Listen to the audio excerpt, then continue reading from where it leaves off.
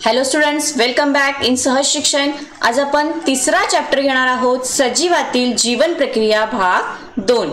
तर विद्यार्थ्यांनो, या पाठातले आपले हे 4 पॉइंट्स असणार आहेत। प्रजनन, अलैंगिक व लैंगिक प्रजनन, प्रजनन आणि आधुनिक तंत्रज्ञान, लैंगिक आरोग्य, लोकसंख्या विस्फोट। तर आता त्यामध्ये पहिला पॉइंट घेत आहे प्रजनन, अलैंगिक व लैंगिक प्रजनन। तर हा पॉइंट फार मोठा आहे, त्यामुळे प्रजनन अलैंगिक प्रजनन एक वेगळा पाठ घेतीये आणि लैंगिक प्रजनन हा एक वेगळा पाठ घेतीये। तर सुरुवात करूयात आपण अलैंगिक प्रजनन। ठीक आहे विद्यार्थ्यांनो,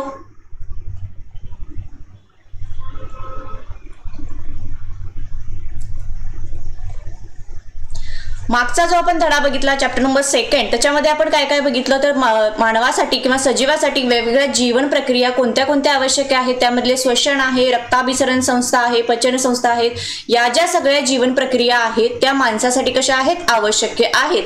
तर त्यामधलंच प्रजनन ही सुद्धा एक मानवासाठी आवश्यक अशी जीवन प्रक्रिया आहे। परंतु ही प्रजननाचा उपयोग काय, मागच्या ज्या काही आपण जीवन प्रक्रिया बघितल्या, श्वसन क्रिया किंवा पचन संस्था, रक्ताभिसरण संस्था, या ज्या काही सर्व क्रिया होत्या, या सर्व क्रिया माणसाला जिवंत राखण्यासाठी किंवा जिवंत राहण्यासाठी या सगळ्याचा उपयोग होत होता।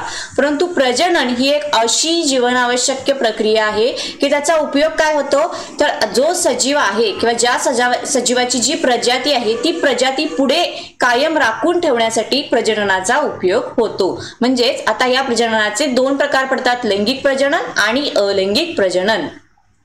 ठीक आहे, म्हणजे आता या ठिकाणी प्रजननाचा अर्थ काय सांगितला मी किंवा व्याख्या काय सांगते बघा।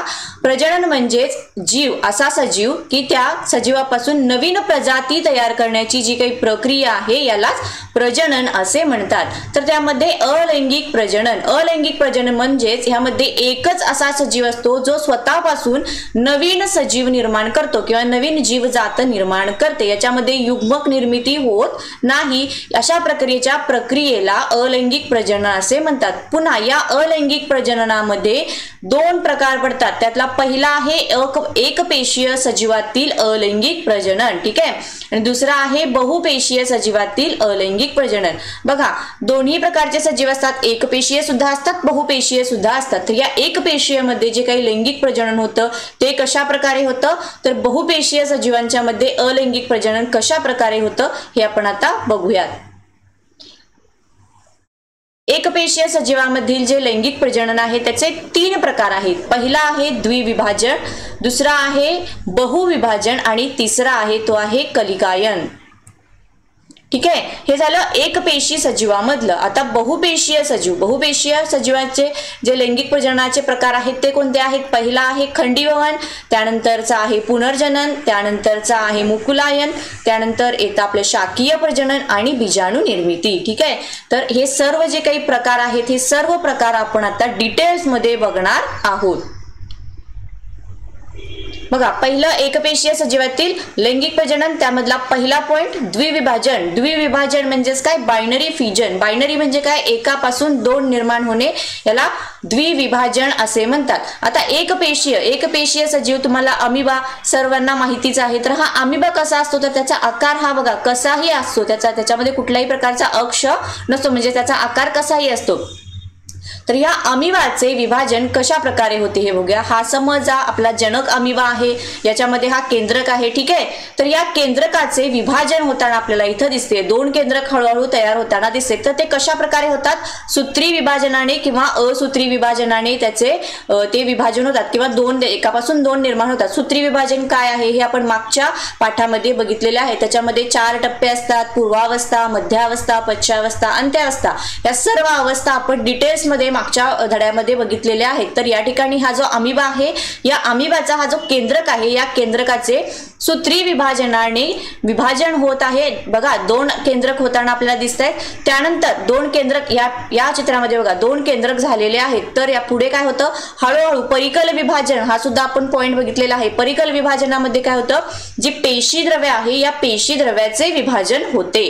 तर आता या ठिकाणी या पेशी द्रव्याचे विभाजन होताना आपल्याला दिसते। आता 2 नवीन अमिबा आपल्याला निर्माण झालेले दिसत आहेत, म्हणजे एका जनक अमिबापासून आपल्याला 2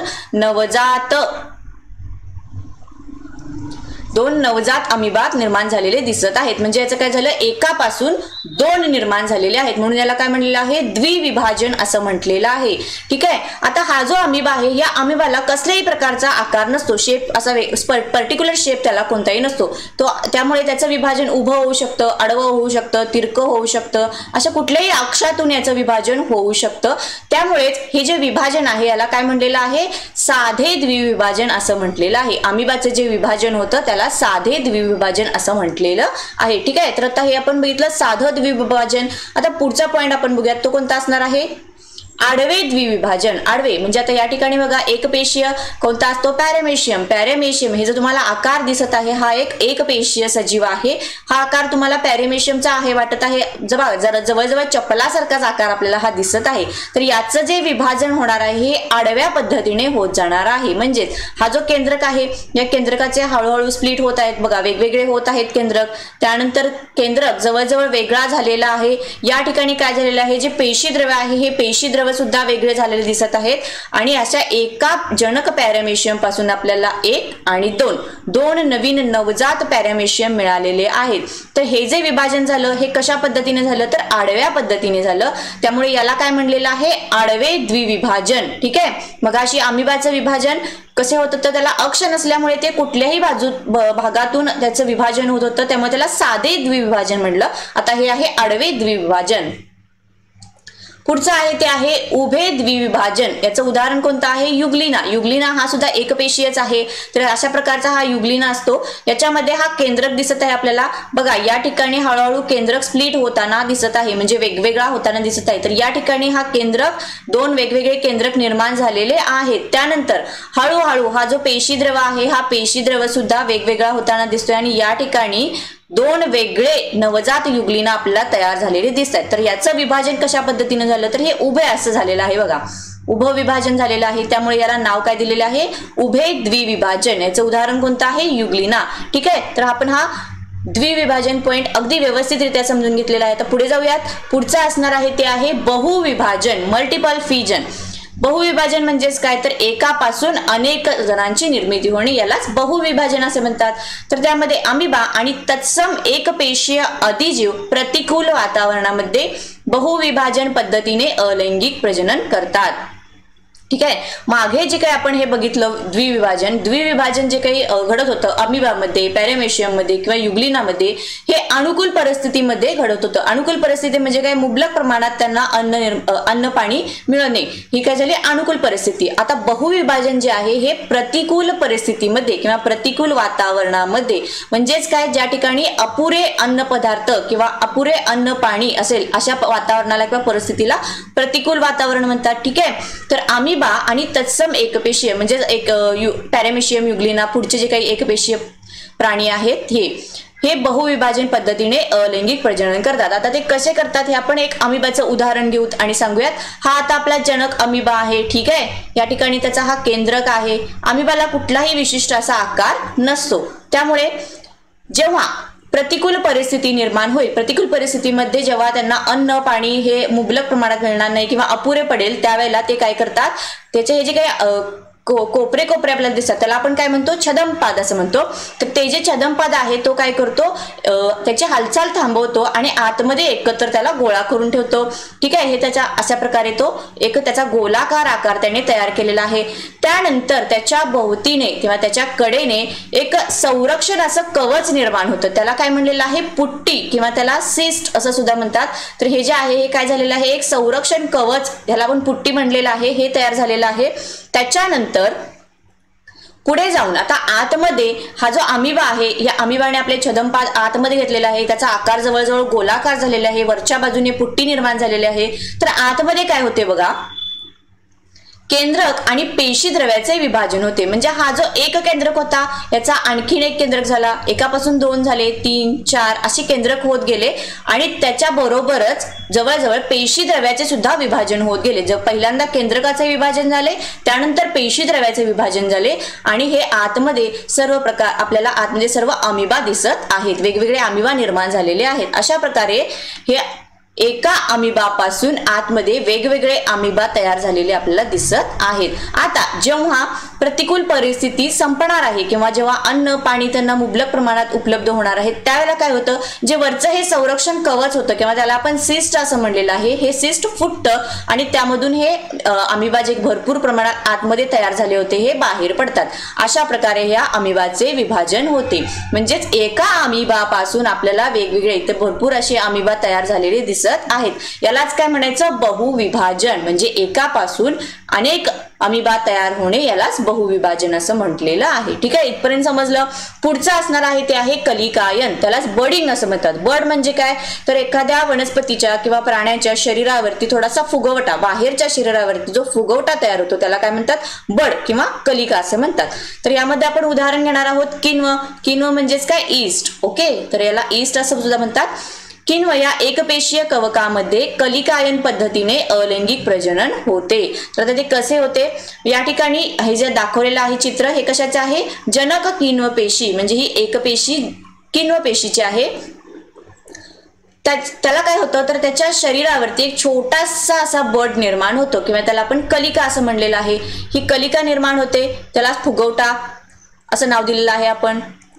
त्यानंतर पुढच्या वेळेला काय होतं, तर आतमध्ये जो हा केंद्रक आहे या केंद्रकाचे हळूहळू विभाजन व्हायला सुरू होतं. बघा, विभाजन सुरू झालेलं आहे आणि या चित्रामध्ये आपल्याला काय दिसतं, तर दोन केंद्रक वेगवेगळे निर्माण झालेले आहे. जो फुगवटा झाला होता किंवा जी नवीन कलिका तयार झाली आहे या कलिकेमध्ये हा एक केंद्रक तयार झालेला आपल्याला दिसत आहे. त्यानंतर हळूहळू काय होतं, ती कलिका, हा जो आता एक केंद्रक होता या केंद्रकाचे विभाजन झालं, त्यापासून ही कलिका निर्माण झाली. ठीक आहे, या ठिकाणी हे झालं. तर याच्यापासून याच्यावरती आणखीन एक कलिका निर्माण होते, याच्यापासून आणखीन एक कलिका होते आणि या केंद्रकाचे असे विभाजन होत जातं आणि प्रत्येक कलिकेमध्ये किंवा प्रत्येक बर्डमध्ये एक वेगळा केंद्रक निर्माण होतो. अशा प्रकारे त्याचं काय होतं, अलैंगिक प्रजनन होत जातं. ठीक आहे, हा झाला कलिकायन. आता आपण बघितलं एकपेशीय सजीवांमधलं अलैंगिक प्रजनन. पुढचा पॉइंट आपण बघत आहोत बहुपेशीय सजीवांमधील अलैंगिक प्रजनन. त्यामधला पहिला पॉइंट कुठला येतो, तो आहे खंडीभवन. या प्रकारात जनक सजीवांच्या शरीराचे अनेक तुकडे होऊन प्रत्येक तुकडा नवजात सजीव म्हणून जीवन जगू लागतो. म्हणजे जो काही सजीव आहे या सजीवाच्या शरीराचे जर अनेक असे तुकडे आपण केले तर तो प्रत्येक जो तुकडा आहे किंवा प्रत्येक जी पेशी आहे ही पेशी एक नवीन सजीव म्हणून जगू लागते. उदाहरणार्थ काय, शैवाल, स्पायरोगॅरा आणि सायकॉन यासारख्या स्पंजी या प्रकारात मोडणाऱ्या सजीवांचे प्रजनन खंडीभवन या प्रकाराने होते. आता या ठिकाणी मी तुम्हाला या चित्रामध्ये स्पायरोगॅराचे चित्र दाखवलेले आहे. तर हा आपला स्पायरोगॅरा असणार आहे. याचे जर तुम्ही तुकडे तुकडे केलात असे तर या तुकडा, हा जो प्रत्येक तुकडा आहे या प्रत्येक तुकड्यापासून नवीन स्पायरोगॅरा निर्माण होतो. ठीक आहे, या ठिकाणी आता हा तुकडा एक आहे, याच्यापासून नवीन स्पायरोगॅरा तयार झालेला आहे. बघा, हा पण एक तुकडा आहे, तर याच्यापासून हा नवीन स्पायरोगॅरा तयार झालेला आहे. म्हणजे जो तुकडा ज्या सजीवाचा जो तुकडा झालेला आहे या तुकड्यापासून एक नवीन सजीव निर्माण होतो. याला, हा जो प्रकार आहे याला खंडीभवन असं म्हणतात. त्याचबरोबर सायकॉन या स्पंजीचं सुद्धा असंच आहे. हे चित्र मी तुम्हाला सायकॉनचं दाखवलेलं आहे. या ठिकाणी समजा याचा हा तुकडा खाली पडला तर याच्यापासून नवीन असं निर्माण होणार आहे. ठीक आहे, त्यामुळे हे जे प्रजनन होतं हे कशा प्रकारे होतं, खंडीभवन या प्रकारामध्ये मोडतं. पुनर्जनन. पुनर्जनन म्हणजेच काय, रिजनरेशन. तर विद्यार्थ्यांनो, तुम्ही पाल बघितली असेल तर या पालीच्या बाबतीत कसं असतं, तुम्ही जेव्हा तिला मारायला जाल किंवा तिला असं वाटेल की आपल्याला आता धोका आहे त्यावेळेला ती काय करते, आपल्याला चकवा देण्यासाठी तिची शेपटी तोडून टाकते. ठीक आहे, तर तिची जी शेपटी तुटलेली आहे ही शेपटी परत निर्माण होते. यालाच काय म्हणायचं, पुनर्जनन असं म्हणतात. परंतु जी शेपटी, तुटलेली शेपटी आहे या शेपटीपासून पुन्हा नवीन पाल तयार होते का, तर असं होत नाही. जी तुटलेली पालीची जी शेपूट तुटलेली आहे त्या पालीला नवीन शेपटी येते, परंतु तुटलेल्या शेपटीमधून नवीन पाल तयार होते का, असं होत नाही. त्यामुळे हे जे पुनर्जनन आहे, पालीचे पुनर्जनन, याला मर्यादित पुनर्जनन असं म्हणतात. त्यानंतर पुढचं उदाहरण आपण घेत आहोत ते आहे प्लॅनेरिया. हे जे चित्र दाखवलेले आहे हे कशाचे आहे, प्लॅनेरिया या प्राण्याचे चित्र आहे. समजा या प्लॅनेरियाचे आपण असे तुकडे केले तर प्रत्येक हा जो तुकडा असणार आहे याच्यापासून नवीन प्लॅनेरिया तयार होतो. ठीक आहे, बघा या ठिकाणी हा प्लॅनेरिया असणार आहे, या ठिकाणी मी ते कट मारला, या ठिकाणी मी ते कट मारला, तर इथून पुढे हा त्याचा फक्त डोक्याचा भाग आहे. हा इथून खाली हा नवीन प्लॅनेरिया तयार झालेला दिसते. त्यानंतर हा शेपटीकडचा भाग असेल तर शेपटीकडच्या भागापासून पुन्हा नवीन पुढे तयार झालेला आहे आणि आणखीन एक प्लॅनेरिया तयार झालेला दिसत आहे. मधला जो भाग होता या मधल्या भागापासून सुद्धा सुद्धा खालचा शेपटीकडचा डोक्याकडचा भाग पुनर्जनित झालेला आहे किंवा रिजनरेट झालेला आहे आणि नवीन प्लॅनेरिया तयार झालेला आहे. म्हणजेच काय, प्रत्येक तुकड्यापासून शरीराचा उर्वरित भाग तयार करून नवीन नवजात प्राणी तयार करणे ही जी प्रोसेस आहे यालाच पुनर्जनन असे म्हणतात. हे प्लॅनेरियाच्या बाबतीत असं घडतं. ठीक आहे. त्यानंतर तिसरं येत आहे ते आहे मुकुलायन म्हणजेच बडिंग. बड म्हणजे मी मगाशी सांगितलं शरीरावरती छोटासा जो फुगवटा निर्माण होतो त्यालाच बड असं म्हणतात. पूर्ण वाढ झालेल्या हायड्राला जर पोषक वातावरण मिळाले तर त्याच्या शरीरभित्तिकेवर विशिष्ट ठिकाणी पुनर्जनन पेशीच्या विभाजनाने फुगवटा तयार होतो, त्यालाच मुकुल असं म्हणतात. म्हणजे मला आता मी हायड्राचे चित्र दाखवले आहे तर हे आपण प्रोसेस बघणार आहोत मुकुलायनच्या काय काय आहेत. बघा, पहिल्यामध्ये हा आपला पूर्ण वाढ झालेला हायड्रा आहे. त्यानंतर हळूहळू त्याच्या शरीरभित्तिकेवरती एक प्रकारचा फुगवटा निर्माण झालेला आहे. ठीक आहे, यालाच काय म्हणलेलं आहे, मुकुल असं म्हणलेलं आहे. तर या मुकुलाची हळूहळू वाढ होत झालेली आपल्याला दिसत आहे. बघा, ठीक आहे, या ठिकाणी हळूहळू त्याची वाढ होताना दिसते. आणि आता हा जो 4 नंबर मध्ये काय दिसत आहे, याची पूर्णपणे वाढ झालेली आहे. परंतु या हायड्रा याच्यामध्ये कसं असतं, याच्यामध्ये याला जे काही पोषण मिळणार आहे ते सर्व पोषण याला सुद्धा मिळते. त्यामुळे याची वाढ होत असताना याची सुद्धा वाढ होत असते. जेव्हा या हायड्राची हे जो मुकुल निर्माण झालेला आहे किंवा बड निर्माण झालेला आहे, या बडची जेव्हा पूर्णपणे वाढ होते तेव्हा हा बड काय होतो, एक वेगळं अस्तित्व निर्माण करतो आणि नवीन जीवन पुन्हा जगू लागतो. ठीक आहे. जेव्हा त्याची वाढ पूर्ण होत राहते, रूपांतर छोट्या हायड्रामध्ये होते आणि पुढे जाऊन नवजात हायड्रा तयार होतो. छोटा छोटा होता, त्यानंतर हळूहळू त्याची वाढ पूर्ण होऊ लागली आणि पूर्ण वाढ झाल्यानंतर काय झालं, तिथून तो स्वतःचे अस्तित्व नवीन निर्माण करायला सुरू होतं. तर हे झालं बडिंगच्या बाबतीत असं होतं. त्यानंतर पुढचा आपला आहे तो आहे शाकीय प्रजनन, व्हेजिटेटिव्ह प्रपोगेशन. वनस्पतींच्या मध्ये मूळ, खोड, पान आणि मुकुल. मुकुल म्हणजेच काय, आपण असं म्हणतो बघा, बटाट्याला मुकुल आलेला आहे किंवा डोळा आलेला आहे, यालाच आपण मुकुल असं म्हणतो. यासारख्या शाकीय अवयवांच्या मदतीने होणाऱ्या प्रजननास शाकीय प्रजनन असे म्हणतात.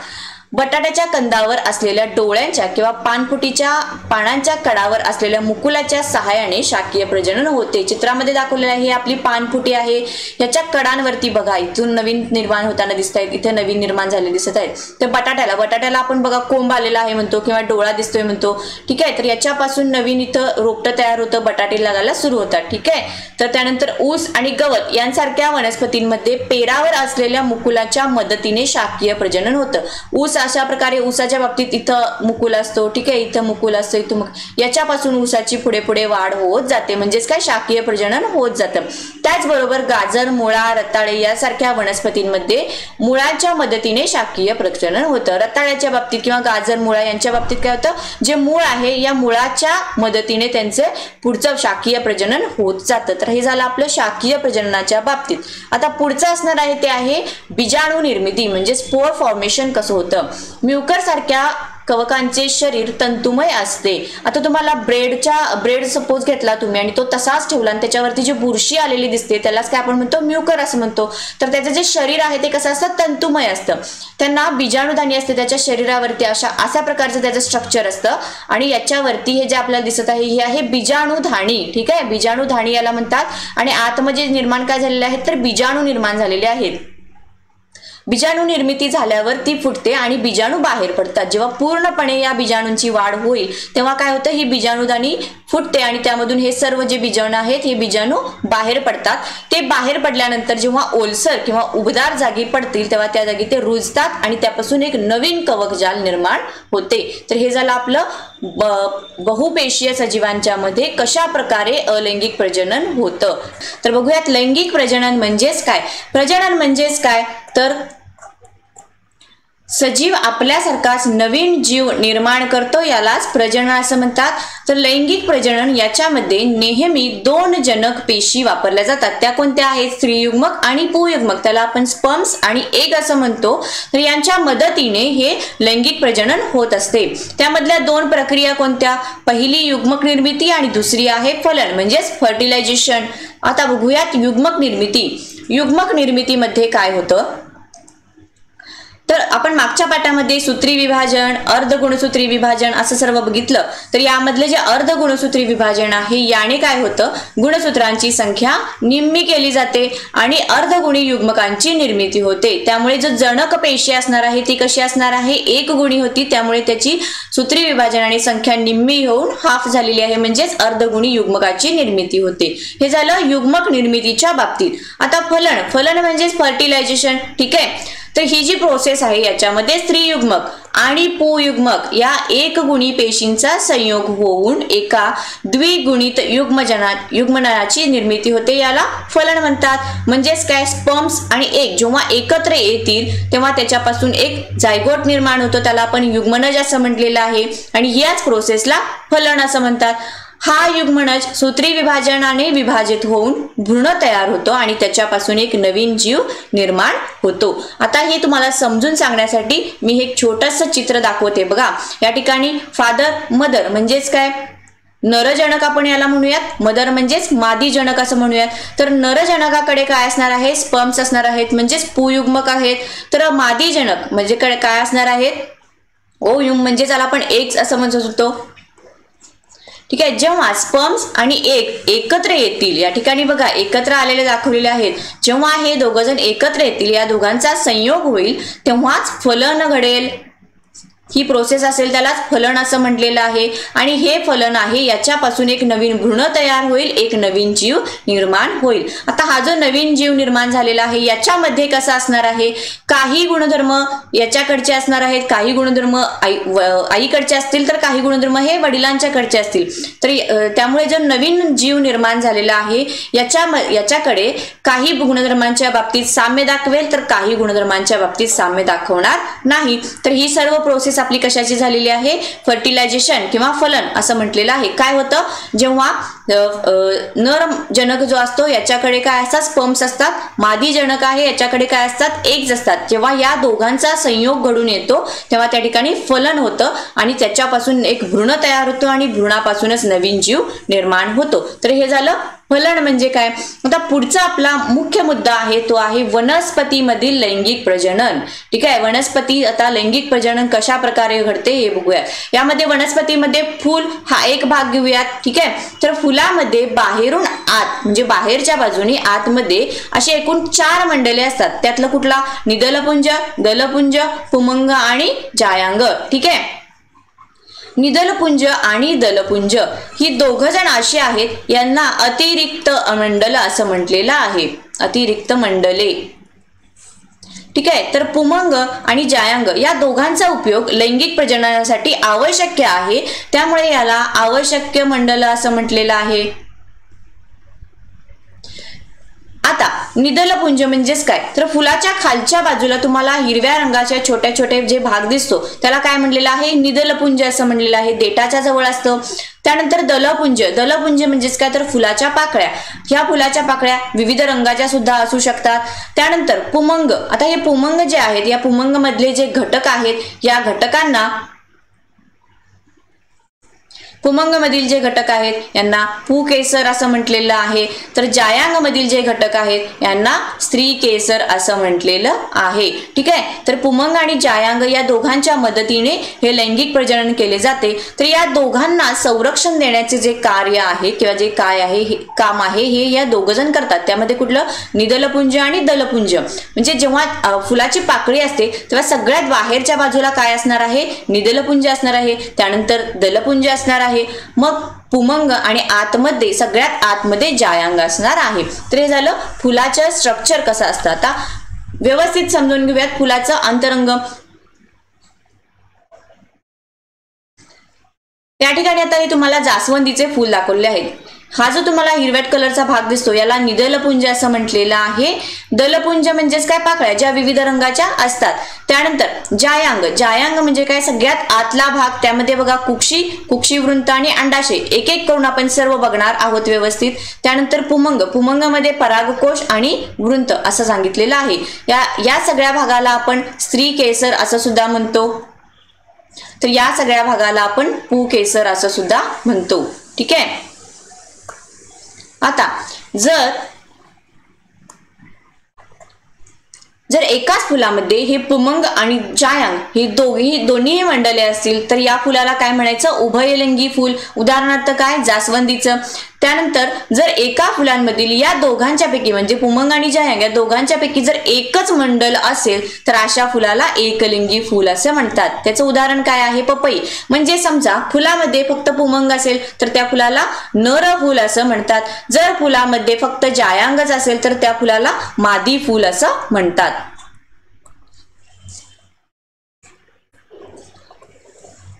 विद्यार्थ्यांनो, फुलामधलं लैंगिक प्रजनन कसं होतं त्याच्यापूर्वी छोटे छोटे जे काही इम्पॉर्टंट पॉइंट्स आहेत जे आपल्याला बेसिक आहेत हे आपण बघूयात. आता बघा, त्यामधलं पुष्पवृंती फुले. पुष्पवृंती फुले म्हणजेच काय, तर ज्या फुलांना आधारासाठी देठ असतो अशा फुलांना पुष्पवृंत म्हणतात आणि त्याच फुलांना पुष्पवृंती फुले असे म्हणतात. तर स्थानबद्ध फुले म्हणजेच काय, तर ज्या फुलांना देठ नाही, आधारासाठी देठ नाही, त्या फुलांना स्थानबद्ध फुले असे म्हणतात. हे आपलं बेसिक आहे. पुष्पवृंती फुले म्हणजे काय आणि स्थानबद्ध फुले म्हणजे काय. तर सगळ्यात महत्वाचा भाग ते म्हणजे पुकेसर आणि स्त्रीकेसर.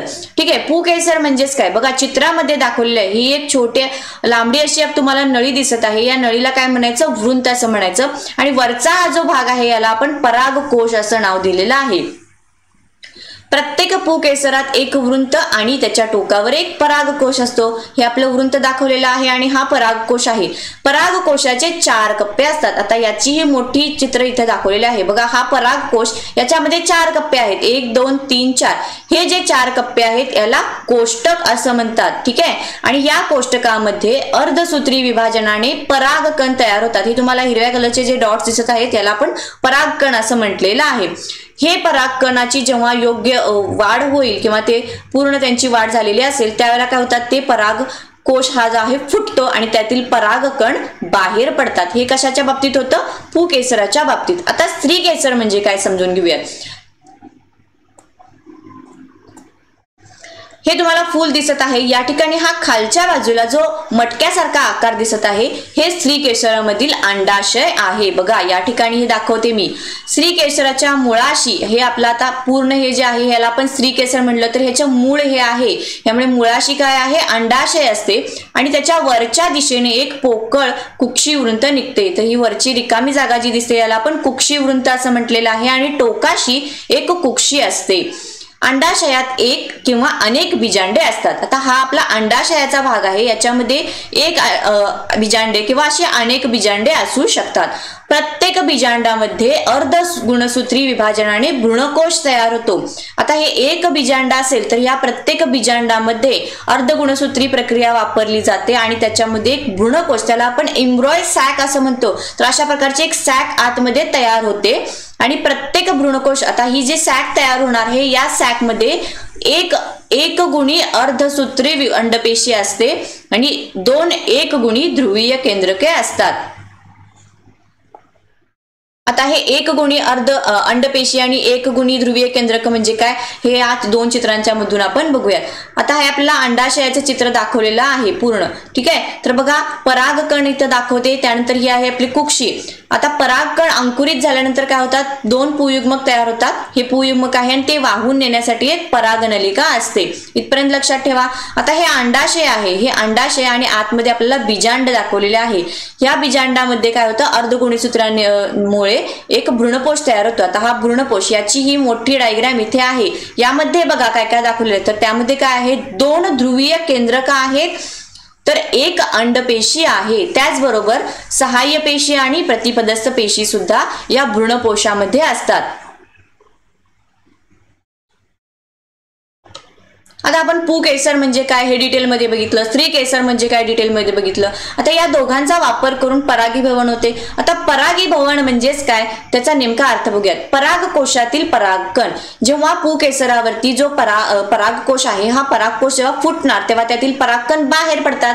हे परागकण जेव्हा स्त्रीकेसराच्या कुक्षीवरती स्थानांतरित होतात त्याला ही जी प्रोसेस आहे यालाच परागीभवन असं म्हणतात. ठीक आहे. आता हे काही जे काही परागीभवन आहे हे परागीभवन असेच कसेही होणार आहे का? नाही, तर त्याच्यासाठी सुद्धा कारणे आहेत, अजैविक घटक आणि जैविक घटक. अजैविक घटक म्हणजे काय? वारा, पाणी. समजा वारा सुटला, वादळ सुटलं, तर त्याच्यामधील जे काही परागकोश परागकण बाहेर पडलेले आहेत हे स्त्रीकचऱ्याच्या कुक्षावरती स्थानांतरित होतात, त्यामुळे परागीभवन होते. हे झालं अजैविक घटक. जैविक घटकांच्या बाबतीत कसं होतं? काही कीटक आहेत, पक्षी आहेत, फुलपाखरे आहेत, यांच्या मदतीने हे परागीभवन होतं. आता खाली मी एक तुम्हाला छोटा शॉर्ट व्हिडिओ दाखवत आहे. बघा, या ठिकाणी एक फूल, दोन फुलं आहेत.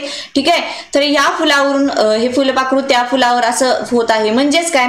जेव्हा कोशातील परागकण फुटून बाहेर येतील आणि समजा या फुलावरती हे फुलपाखरू बसलेले असेल, तर या फुलपाखराच्या सोंडेवरती जे परागकण चिकटतील ते इकडच्या फुलपाखरावरती गेल्यानंतर इथे जी कुक्षी असणार आहे या कुक्षीवरती जाऊन ते स्थानांतरित होतील. म्हणजेच एकूण काय होईल? तर परागीभवनाची प्रक्रिया पूर्ण होईल. आता ही जी परागीभवनाची प्रोसेस आहे याच्यामध्ये सुद्धा पुन्हा दोन प्रकार पडतात. त्यातलं कुठलं आहे? पहिलं स्वयंपरागण आणि परपरागण. स्वयंपरागण म्हणजेच काय? बघा, जेव्हा परागण क्रिया ही आहे एकाच फुलात, म्हणजे जास्वंदीचं फुल होतं त्याच्यामध्ये स्त्रीकेसर पुकेसर एकाच फुलात होते, त्यामुळे जेव्हा त्याच फुलामध्ये ही प्रोसेस होईल तेव्हा त्याला काय म्हणलं जातं? स्वयंपरागण म्हणलं जातं. किंवा एकच झाड आहे आणि एकाच झाडाची दोन फुले आहेत तेव्हा त्याच्यामध्ये जेव्हा परागीभवन होईल तेव्हाच त्याला स्वयंपरागण म्हणतात. परंतु परपरागण म्हणजेच काय? जेव्हा एका जातीचे दोन भिन्न वनस्पती, म्हणजे एकच जातीची, आता हे एक जातीचं झाड आहे आणि हे त्याच जातीचं दुसरं झाड आहे, याच्यावरचं एक फूल, याच्यावरचं एक फूल, जेव्हा या दोघांच्या फुलांच्या मध्ये परागीभवन होणार आहे तेव्हा याला काय म्हणायचं? परपरागण असे म्हणायचे. आता हे जे परागीभवन होणार आहे किंवा परागकण असणार आहे त्याच्या वेळेला कुक्षी कशी असते? चिकट असते. या चिकट कुक्षीवर परागण झाल्यानंतर ते अंकुरित होतात आणि त्यात दोन पुयुग्मक तयार होतात. या ठिकाणी दोन पुयुग्मक तयार झालेले आहेत आणि एक दीर्घ परागनलिका तयार होते. ही परागनलिका, हे जे दोन पुयुग्मक आहेत हे वाहून नेण्याचे कार्य करते आणि ती हे जे बीजांड आहे या बीजांडापर्यंत वाहून नेते. इथं गेल्यानंतर तिचे काय असते? ते अग्र फुटते. ठीक आहे, परागनलिकेचे अग्र फुटते आणि दोन पुयुग्मक भ्रूणकोशामध्ये सोडले जातात. भ्रूणकोशाची मोठी डायग्राम आपण या ठिकाणी इथे बघितलेली आहे. ही आहे भ्रूणकोशाची ही मोठी डायग्राम.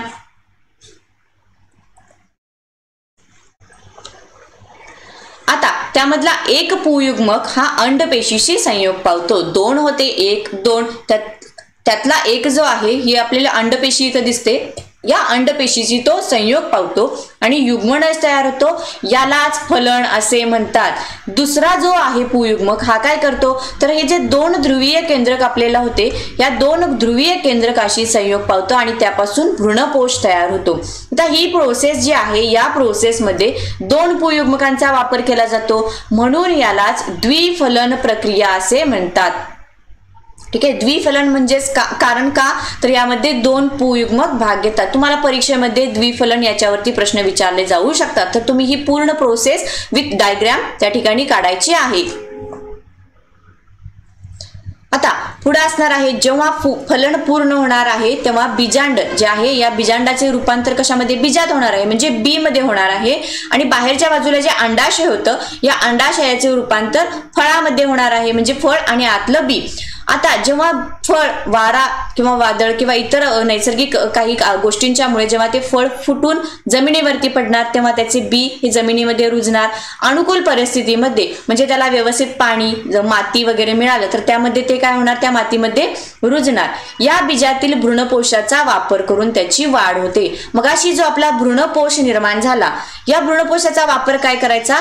तर जे बी आहे या बीजाची वाढ होण्यासाठी या भ्रूणपोषाचा वापर केला जातो. म्हणजेच काय करतं? एक प्रकारचं भ्रूणपोष जे आहे तो काय करतो? त्या बीजाला सप्लाय, अन्न पाणी जे काय आहे त्याचा सप्लाय त्या बीजाला तो करतो आणि नवीन रोपटे तयार होते. याच प्रोसेसला बीजांकुरण प्रोसेस असे म्हणतात. बघा विद्यार्थ्यांनो, या ठिकाणी बीजांकुरण म्हणजे काय हे मी तुम्हाला सांगितलं.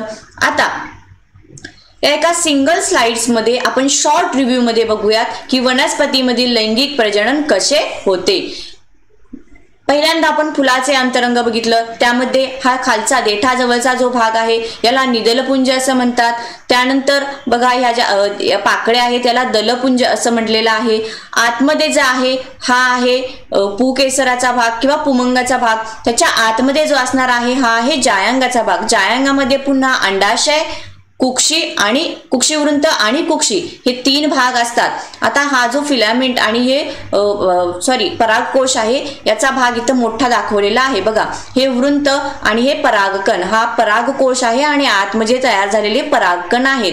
जेव्हा हे परागकण या कुक्षीवरती पडतील त्यावेळेला ही कुक्षी कशी असते, चिकट असते. त्यावेळेला ते अंकुरित होतात आणि त्याच्यापासून 2 पुयुग्मक तयार होतात. हे पुयुग्मक वाहून नेण्यासाठी परागनलिका निर्माण होते. ठीक आहे, ही परागनलिका या बीजांडाच्या मुखापर्यंत जाते आणि तिथे जाऊन ती त्याचे तोंड जे आहे हे फुटते आणि हे 2 पुयुग्मक या बीजांडामध्ये जो भ्रूणपोष तयार केलेला आहे या भ्रूणपोषामध्ये जाते. या भ्रूणपोषामध्ये काय आहे, एक अंडपेशी आहे तर 2 ध्रुवीय केंद्रक आहेत. मग आता यामधला हा जो एक पुयुग्मक होता हा या अंडपेशीशी संयोग पावतो. ठीक आहे, त्यानंतर आता हा दुसरा जो आहे हा दुसरा ह्या 2 ध्रुवीय जे केंद्रक आहेत यांच्याशी संयोग पावतो आणि त्याच्यापासून काय निर्माण होतो, भ्रूणपोष निर्माण होतो. ठीक आहे, जेव्हा अंडपेशीचे संयोग पावतो त्याच्यामध्ये युग्मनज तयार होतो. या प्रोसेसला आपण फलन असं म्हटलेलं आहे. आणि त्यानंतर जेव्हा दुसरा पुयुग्मक हा या ध्रुवीय केंद्रकांशी संयोग पावतो त्यापासून जो निर्माण होणार आहे याला भ्रूणपोष असं म्हटलेलं आहे. आता पुढे जाऊन हे फलन आपलं पूर्ण झालेलं आहे. आता ह्या बीजांडाचे जे रूपांतर आहे हे बी मध्ये होणार आहे आणि अंडाशय जे आहे ह्या अंडाशयाचे रूपांतर कशामध्ये होणार आहे, फळामध्ये होणार आहे. त्यामुळे जेव्हा हे बी आहे हे बी जेव्हा मातीमध्ये रुजणार तेव्हा त्याला जे भ्रूणपोष आहे या भ्रूणपोषाच्या मदतीने त्याची वाढ होणार आणि त्यापासून नवीन रोपटे निर्माण होणार. ही सर्व जी प्रोसेस आहे ही प्रोसेस आपण कशामध्ये म्हणू शकतो, वनस्पतींमधील लैंगिक प्रजनन हे अशा प्रकारे होते. तर मानवामध्ये पुरुषांच्या मध्ये XY लिंग गुणसूत्रे असतात आणि स्त्रियांच्या मध्ये XX ही लिंग गुणसूत्रे असतात. तर हे XY आणि XX ही जी लिंगसूत्र आहेत यांच्यामुळे स्त्रीच्या शरीरामध्ये आणि पुरुषाच्या शरीरामध्ये विशिष्ट असे अवयव असलेले प्रजनन संस्था तयार होतात. तर या स्त्रीच्या प्रजनन संस्था, पुरुषाची प्रजनन संस्था हे दोन्ही पॉइंट्स जे आहेत आपण स्टेप बाय स्टेप आता बघूयात. पहिल्यांदा आपण बघूयात मानवी पुरुष प्रजनन संस्था. बघा या मानवी पुरुष प्रजनन संस्थेचे 3 विभाग आहेत, वृषण, विविध वाहिन्या, नलिका आणि ग्रंथी. तर हे 3 विभाग आपण स्टेप बाय स्टेप अगदी व्यवस्थित बघणार आहोत. त्याच्या अगोदर या इथे मी तुम्हाला चित्र दिलेले आहे, हे चित्र या मानवी पुरुष प्रजनन संस्थेचे आहे. बघा या ठिकाणी महत्वाचा भाग आहे तो हे आहे वृषण. या ठिकाणी किती वृषण आहेत, 2 वृषण आहेत. हा जो मधला पार्ट आहे याला शिश्न असं म्हणलेलं आहे. त्याचबरोबर हे जे वृषण आहे हे वृषण एका पिशवी सारख्या अशा कव्हर मध्ये त्याला कॅच केलेला आहे किंवा ठेवलेला आहे, याला काय म्हणलेलं आहे, वृषण कोश असं म्हणलेलं आहे. त्याचा वरचा जो भाग आहे याला अधिवृषण. त्याचबरोबर काही ग्रंथींची सुद्धा नावं दाखवलेली आहेत. ही जी आहे इथे दिसते आपल्याला ही पुरस्थ ग्रंथी, त्याचबरोबर इथं आहे ही कौपस ग्रंथी आहे. हा जी ही छोटी नळी दिसते याला मूत्रजनन वाहिनी असं म्हणलेलं आहे. वरचे हे जो निळा कलर मध्ये 2 आपल्याला दिसतात याला शुक्राशय असं म्हणलेलं आहे आणि त्याच्यामधून एक वाहिनी बाहेर पडलेली आहे याला स्खलन वाहिनी असं म्हणलेलं आहे. तर या सर्व वाहिन्या, त्याचबरोबर या ग्रंथी आणि वृषण शिवाय अधिवृषण या सगळ्या गोष्टींची आपण अगदी डिटेलमध्ये माहिती बघणार आहोत. त्याच्यामध्ये आता तुम्हाला सांगण्यासारखी गोष्ट म्हणजे ही जी पुरुष प्रजनन संस्थेमधले हे जे वृषण आहेत हे 2 वृषण हे पुरुषाच्या शरीराच्या बाहेरच्या बाजूस असतात. कारण याच्यामध्ये जे शुक्रपेशी तयार होणार आहेत या शुक्रपेशी तयार होण्यासाठी जे टेम्परेचर लागतं हे टेम्परेचर 1 ते 2 डिग्री सेल्सिअसनी बॉडी टेम्परेचर पेक्षा 1 ते 2 सेल्सिअसनी कमी लागतं. त्यामुळे हे जे वृषण आहे हे वृषण माणसाच्या शरीराच्या बाहेरच्या बाजूस असते. ठीक आहे, तर आता पुरुषांच्या मध्ये असंख्य अशा शुक्रजनन नलिका असतात आणि त्याच्यामध्ये अधिस्तर जनन अधिस्तराच्या पेशी या अर्धसूत्री पद्धतीने विभाजित होतात. आता चॅप्टर नंबर 2 मध्ये आपण अर्ध गुणसूत्री विभाजन, गुणसूत्री विभाजन हे सर्व पॉइंट्स अगदी क्लिअर केलेले आहेत. ठीक आहे, तर यामध्ये सुद्धा वृषणामध्ये जनन अधिस्तराच्या पेशी असतात या पेशी कशा थ्रू डिवाइड होतात तर अर्ध गुणसूत्री पद्धतीने त्या डिवाइड होतात आणि त्याच्यापासून पुढे शुक्रपेशी तयार होतात। या ज्या शुक्रपेशी तयार झालेल्या आहेत आता ह्या वेगवेगळ्या वाहिन्यांच्या द्वारे किंवा त्याला आपण नलिका वाहिन्या दोन्ही शब्द वापरू शकतो त्यांच्याद्वारे त्या पुढे पाठवल्या जातात। या नलिका कोणत्या कोणत्या आहेत वृषणजलिका, अपवाहिनी, अधिवृषण, शुक्रवाहिनी, स्खलन वाहिनी आणि मूत्रजनन वाहिनी। याचा सगळ्यांचा अभ्यास आपण आता करणार आहोत। पहिल्यांदा आपण बघूयात ते म्हणजे वृषण आणि या वृषणामध्ये आतमध्ये असणाऱ्या वाहिन्या। ठीक आहे, आता ही जे तुम्हाला चित्र दिसत आहे हे आहे मानवी पुरुष प्रजनन संस्थेचं। हे जे वृषण आहे हा जो एवढा छोटा पार्ट आहे याला वृषण असं म्हणतात। या ठिकाणी तुमच्या ज्या शुक्रपेशी आहेत या सर्व शुक्रपेशी या ठिकाणी तयार होतात। तर हा जो छोटा पार्ट आहे हा आपण इथे मोठा करून बघूयात आणि याच्यामधल्या वेगवेगळ्या ज्या काही वाहिन्या आहेत याचा अभ्यास करूयात। आता मगाशी मी तुम्हाला सुरुवातीला सांगितलं की याच्यामध्ये शुक्रजनन नलिका असतात, असंख्य अशा शुक्रजनन नलिका आहेत आणि त्याच्यामध्ये जननद अधिस्तराच्या पेशी म्हणजे या ठिकाणी जननद अधिस्तराच्या पेशी असणार आहेत। या पेशी काय होणार आहेत अर्ध गुणसूत्री विभाजनाने डिवाइड होणार आहेत। ठीक आहे, आता या ठिकाणी ह्या अशा डिवाइड झाल्यानंतर हळूहळू या पेशी या ठिकाणी जमा होणार आहेत।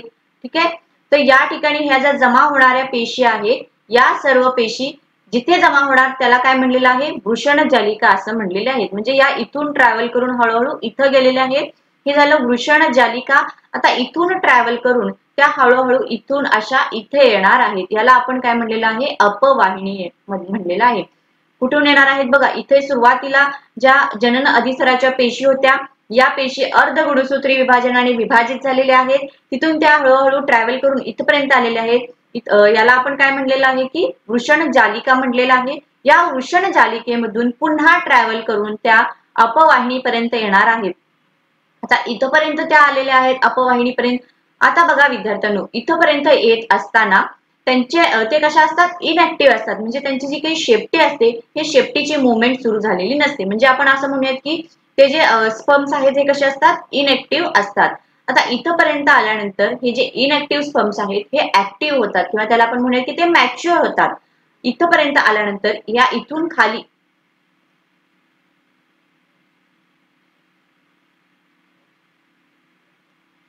खाली जो हा पार्ट दिसतो आपल्याला असा कॉईल सारखा झालेला आहे याला आपण अधिवृषण असं म्हणलेलं आहे।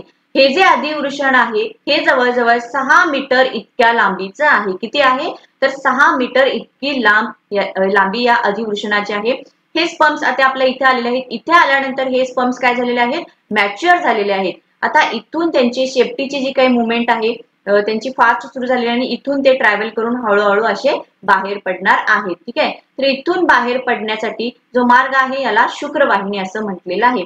तर आता इथून पुढे या वृषणाच्या बाहेरच्या बाजूला जी वाहिनी असते त्याला शुक्रवाहिनी असं म्हटलेलं आहे। बघा स्पर्म्स कसे तयार झाले या ठिकाणी तुमचे हे स्पर्म्स तयार होणार होते।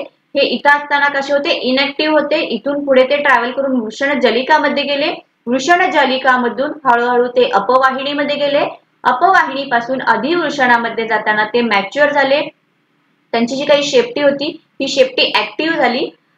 त्यांचा जो काही प्रवास आहे या अधिवृषणामधून हा जवळजवळ 6 मीटर लांबीचा आहे आणि टोटल जो प्रवास या स्पर्म्सचा असतो हा 6.5 मीटर लांबीचा असतो। आता हे जे स्पर्म्स आहेत हे केवढे असणार आहेत तर ते 60 मायक्रोमीटर इतके लहान असणार आहेत। 60 मायक्रोमीटर म्हणजे बघा 60 गुणिले 10⁻⁶ इतके लहान ते असणार आहेत। आता किती लहान असणार आहेत याची कल्पना तुम्हाला मी पुढे एक पॉइंट सांगितल्यानंतर कळूनच जातील। ठीक आहे, तर आता हे जे स्पर्म्स आहेत हे इथपर्यंत आलेले आहेत। इथून हे स्पर्म्स असे हळूहळू पुढे जाणार आहेत आणि या ठिकाणी आपला हा शुक्राशय असणार आहे। त्याचबरोबर इथे ही प्रोस्टेट ग्रंथी आहे आणि खालच्या बाजूला जे असते ही आपले काउपर्स ग्रंथी असणार आहे। ठीक आहे, तर आता या ठिकाणी हे आपले स्पर्म्स आलेले आहेत। हे जे शुक्राशय आहे आता पुढचा भाग आपला असणार आहे तो आहे ग्रंथींचा। तर हा जे शुक्राशय आहे हा शुक्राशयाचा स्राव हा स्खलन ग्रंथीमध्ये स्रवला जातो। इथे तुम्हाला ही स्खलन वाहिनी दिसते। या ठिकाणी इथे तुम्हाला ही स्खलन वाहिनी दिसते। हे 2 शुक्राशय आहेत। तर या 2 शुक्राशयांचा जो स्राव आहे हा या स्खलन वाहिनीमध्ये स्रवला जातो। आता इथून हे स्पर्म्स आपले इथे आले होते। इथे हा स्राव स्रवला जाणार आहे। तर हे स्पर्म्स आणि हा स्राव ठीक आहे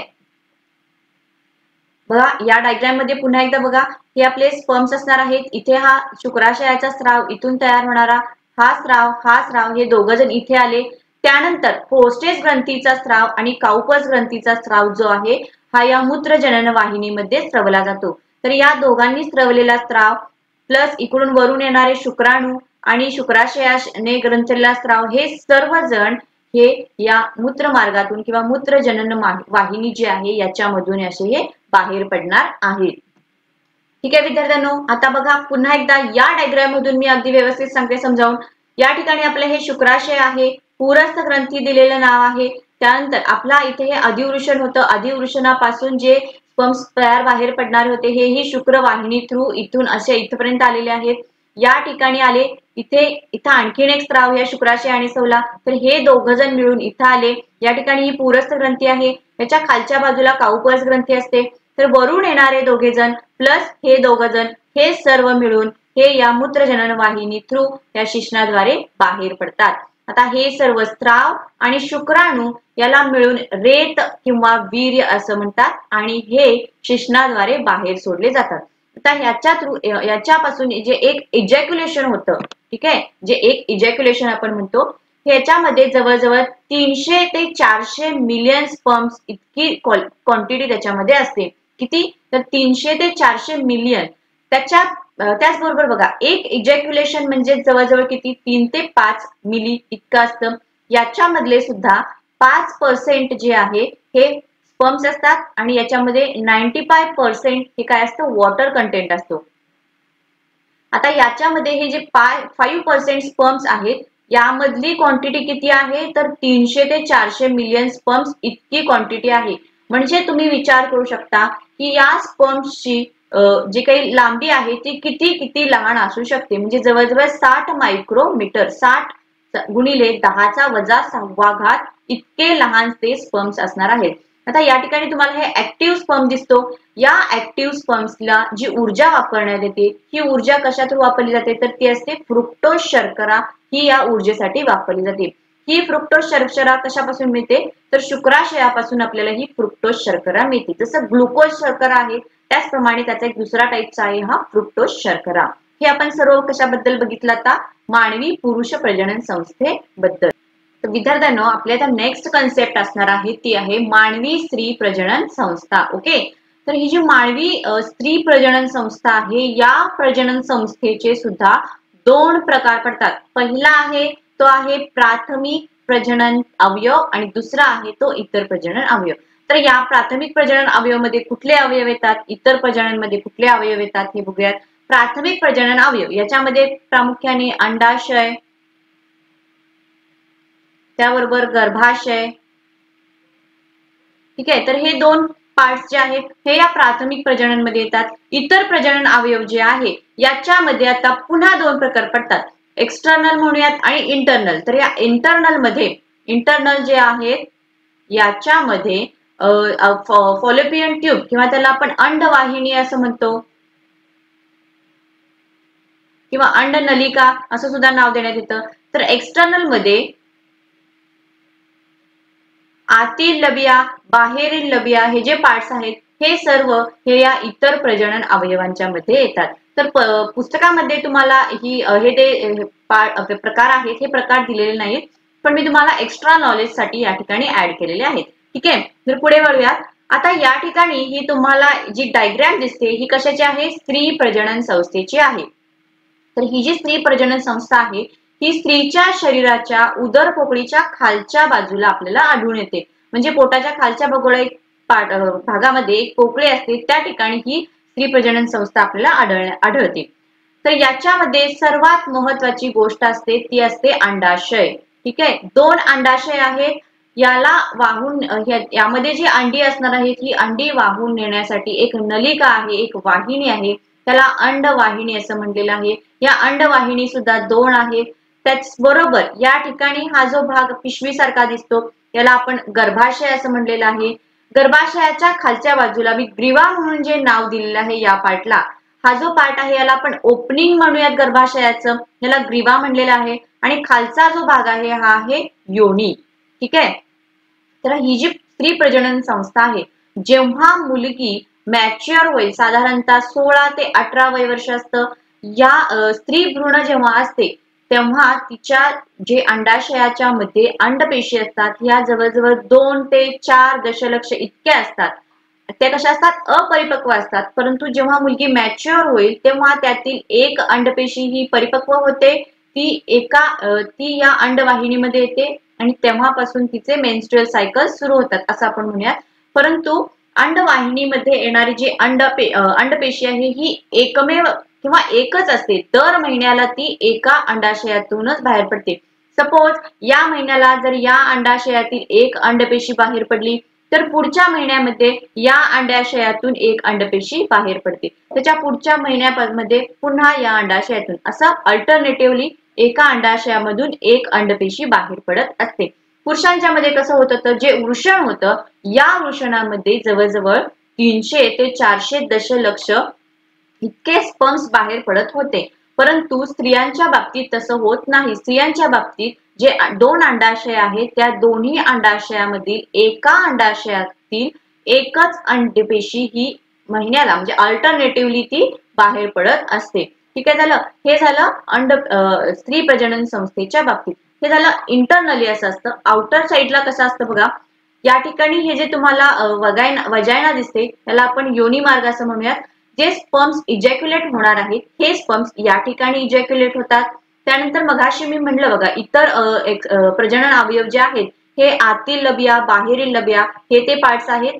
त्यानंतर पुढचा पार्ट आहे तो आहे मूत्रमार्ग. स्त्रियांच्या मध्ये मूत्रमार्ग आणि स्पर्म्स इजॅक्युलेट करण्याचे हे जे दोन्ही पार्ट अवयव आहेत हे वेगवेगळे आहेत. पुरुषांच्या मध्ये कसं होतं तर मूत्रमार्ग आणि स्पर्म्स बाहेर पडण्याचे जे काही मार्ग होता हा एकच होता. स्त्रियांच्या मध्ये ते वेगळे आहेत. ठीक आहे, आता बघा या ठिकाणी हे तुम्हाला जे हा छोटा भाग दिसतो हा भाग आहे अंडाशयाचा. याच्या आतमध्ये अंडपेशी तयार होणार आहेत. म्हणजेच आतमध्ये ज्या अपरिपक्व अंडपेशी आहेत या हळूहळू त्यातली एक पेशी जी आहे ही परिपक्व व्हायला सुरू होते.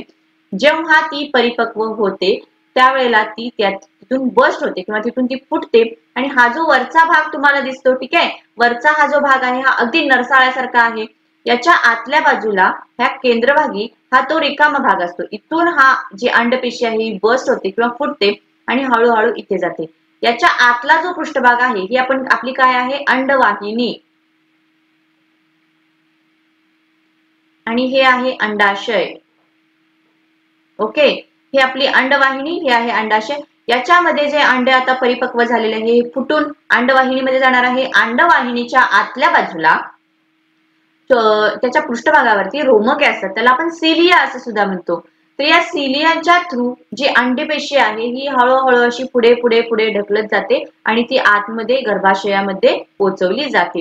तर आता हे अंडाशयामध्ये अंडपेशी कशा तयार होतात किंवा ती परिपक्व झाल्यानंतर बस्ट होते हे सर्व आपण या डायग्राम थ्रू बघूया. बघा इथे छोटे छोटे तुम्हाला फॉलिकल्स किंवा पुटिका दिसत आहेत. अर्धसूत्री विभाजनाने त्याचे विभाजन होत असते. जेव्हा त्याचे रूपांतर ओसाइट म्हणजे या अंडपेशीमध्ये होईल तेव्हा ती परिपक्व होत असताना त्याच्या बाहेरच्या बाजूला एक प्रोटेक्शन लेअर किंवा आवरण तयार होतं. आतमध्ये आपली अंडपेशी आहे. जेव्हा त्याचे परिपक्व हे पूर्ण होतील किंवा त्याची वाढ पूर्ण होईल त्यावेळेला आतली हे जे अंडपेशी आहे ती इथून बस्ट होते किंवा तिथून फुटते आणि फुटल्यानंतर या अंडवाहिनीमध्ये ती एंटर करते. ठीक आहे, तर हे झालं आपलं अंडाशयामध्ये अंडी कशा प्रकारे किंवा अंडपेशी कशा प्रकारे तयार होत. विद्यार्थ्यांनो, आता आपण काय बघितलं, पुरुष प्रजनन संस्था बघितली, स्त्री प्रजनन संस्था बघितली. आता आपण बघणार आहोत त्यापासून जे काही युग्मक निर्मिती होणार आहे ही कशी. ठीक आहे, पुरुषांच्या मध्ये शुक्रपेशी, स्त्रियांच्या मध्ये अंडपेशी, ही दोन्हीही युग्मके आहेत ही अर्धसूत्री विभाजनाने तयार होतात. ठीक आहे, पुरुषाच्या वृषणामध्ये यौवनावस्थेपासून पुढे मरेपर्यंत शुक्रपेशी तयार केल्या जातात. म्हणजे एखादा पुरुष जेव्हा मॅच्युअर एज आहे तिथून पुढे मरेपर्यंत त्याचे जे वृषण आहे या वृषणामध्ये त्या ज्या शुक्राणू आहेत हे मरेपर्यंत तयार केले जातात. परंतु स्त्रीच्या बाबतीत तसं नसतं. स्त्री भ्रूण जेव्हा असेल तेव्हा तिच्या अंडाशयामध्ये 2 ते 4 दशलक्ष इतके अंडपेशी असतात. त्या अंडपेशी कशा असतात, या अपरिपक्व अंडपेशी असतात. परंतु जेव्हा स्त्री ही मॅच्युअर होईल तेव्हा त्यामधील एक अंडपेशी ही दर महिन्याला परिपक्व होते आणि तिथून ती बाहेर पडते. त्याच्यापासून पुढे आपल्याला मेन्स्ट्रुअल सायकल सुरू होतात. हे त्याला आपण असं म्हणूयात की वय वर्ष 16 ते 18 हे स्त्रीचे मॅच्युअर एज असते. तिथून पुढे साधारणतः वयाच्या 45व्या वर्षापर्यंत दर महिन्याला एक अल्टरनेटिव्हली 2 जे अंडाशय आहेत त्यातल्या अल्टरनेटिव्हली एका अंडाशयामधून एक परिपक्व अंडपेशी ही बाहेर पडते. त्याचे आणि बाहेर पडून जे होते ती प्रोसेस जी आहे त्याला अंडमोचन असं म्हटलं जातं. म्हणजे परिपक्व अंडपेशी जी बाहेर पडणार आहे त्याला अंडमोचन असं म्हणतात. आता ही जी प्रजनन संस्थेचे कार्य आहे हे प्रजनन संस्थेचे कार्य वयपरत्वे थांबण्याला रजोनिवृत्ती असे म्हणतात. आता 45 वर्षानंतर हे जे ऋतुचक्र आहे किंवा मेन्स्ट्रुअल सायकल आहे हे थांबतात. ते थांबण्याची जी प्रोसेस आहे त्याला रजोनिवृत्ती म्हणतात. साधारणतः 45 ते 50 वर्ष दरम्यान स्त्रीच्या शरीरात प्रजनन संस्थेचे कार्य नियंत्रित करणाऱ्या संप्रेरकांचे स्रवणे विस्कळीत होते. म्हणजेच या ठिकाणी मी तुम्हाला सांगू शकते हा जो पार्ट आहे या पार्ट मध्ये इथे वजायनाच्या खालच्या साईडला असे 2 प्रकारचे बार्थोलिन ग्रंथीज असतात. या बार्थोलिन ग्रंथी काय करतात आपला स्राव स्रवण्यास सुरू होतात. हा जो स्राव आहे हा जेव्हा विस्कळीत होईल तेव्हा रजोनिवृत्ती येते. आता पुरुषांच्या मध्ये काउपर्स ग्रंथी पुरस ग्रंथी या ग्रंथी होत्या, परंतु स्त्रीमध्ये तो जो संप्रेरक आहे ते जे हार्मोन्स आहेत ते कशा थ्रू कंट्रोल केले जातात तर या बार्थोलिन्स हार्मोन्स थ्रू ते कंट्रोल केले जातात. ठीक आहे. त्यानंतरचा नेक्स्ट पार्ट आहे तो आहे फलन किंवा त्याला आपण फर्टिलायझेशन म्हणूयात. शुक्राणू आणि अंडपेशी एकत्र येऊन युग्मनज तयार होण्याच्या प्रक्रियेला फलन असं म्हणतात. म्हणजेच बघा पुरुषांच्या मध्ये शुक्राणू आहेत, स्त्रियांच्या मध्ये अंडपेशी आहेत. हे दोघ जण जेव्हा एकत्र येतील तेव्हा त्याच्यापासून युग्मनज तयार होणार आहे आणि यालाच फर्टिलायझेशन अशी प्रोसेस म्हणतात. मानवामध्ये फलनाची जी क्रिया आहे ही शरीराच्या अंतर्गत होते. समागमाच्या वेळी स्त्रीच्या योनी मार्गामध्ये रेत स्खलित केले जातात. ठीक आहे. जेव्हा रेतातील काही दशलक्ष संख्या असलेले शुक्राणू हे योनी मार्ग, गर्भाशय, अंडनलिका असा प्रवास करतात. जेव्हा इजॅक्युलेशन स्पर्म्सचे इजॅक्युलेशन हे स्त्रीच्या योनीमध्ये होईल तेव्हा ते जे स्पर्म्स आहेत हे हळूहळू ट्रॅव्हल करत योनी मार्गा थ्रू गर्भाशयापर्यंत जातील. गर्भाशयातून ते पुढे अंडनलिकेमध्ये जातील. आता अंडाशयामधून जे परिपक्व झालेली अंडपेशी होती ही अंडमोचनाच्या वेळेला ती अंडनलिकेमध्ये आलेली असते. जेव्हा अंडनलिकेमध्ये असणारी एकमेव अंडपेशी ही या शुक्राणूला मिळते त्यावेळेला त्यांचे फर्टिलायझेशन होते. त्यातील एक शुक्राणू अंडनलिकेमध्ये असलेल्या एकमेव अंडपेशीचे फलन करते. स्त्रीमध्ये अंडपेशी असतात, पुरुषांच्या मध्ये शुक्राणू असतात. जेव्हा ह्या दोघांचं एकत्रित येणं होईल तेव्हा त्यांचं फर्टिलायझेशन होईल, त्याच्यापासून युग्मनज तयार होईल आणि पुढे त्याचा वाढ होऊन भ्रूण तयार होईल. हे झालं फलन कशा प्रकारे होतं.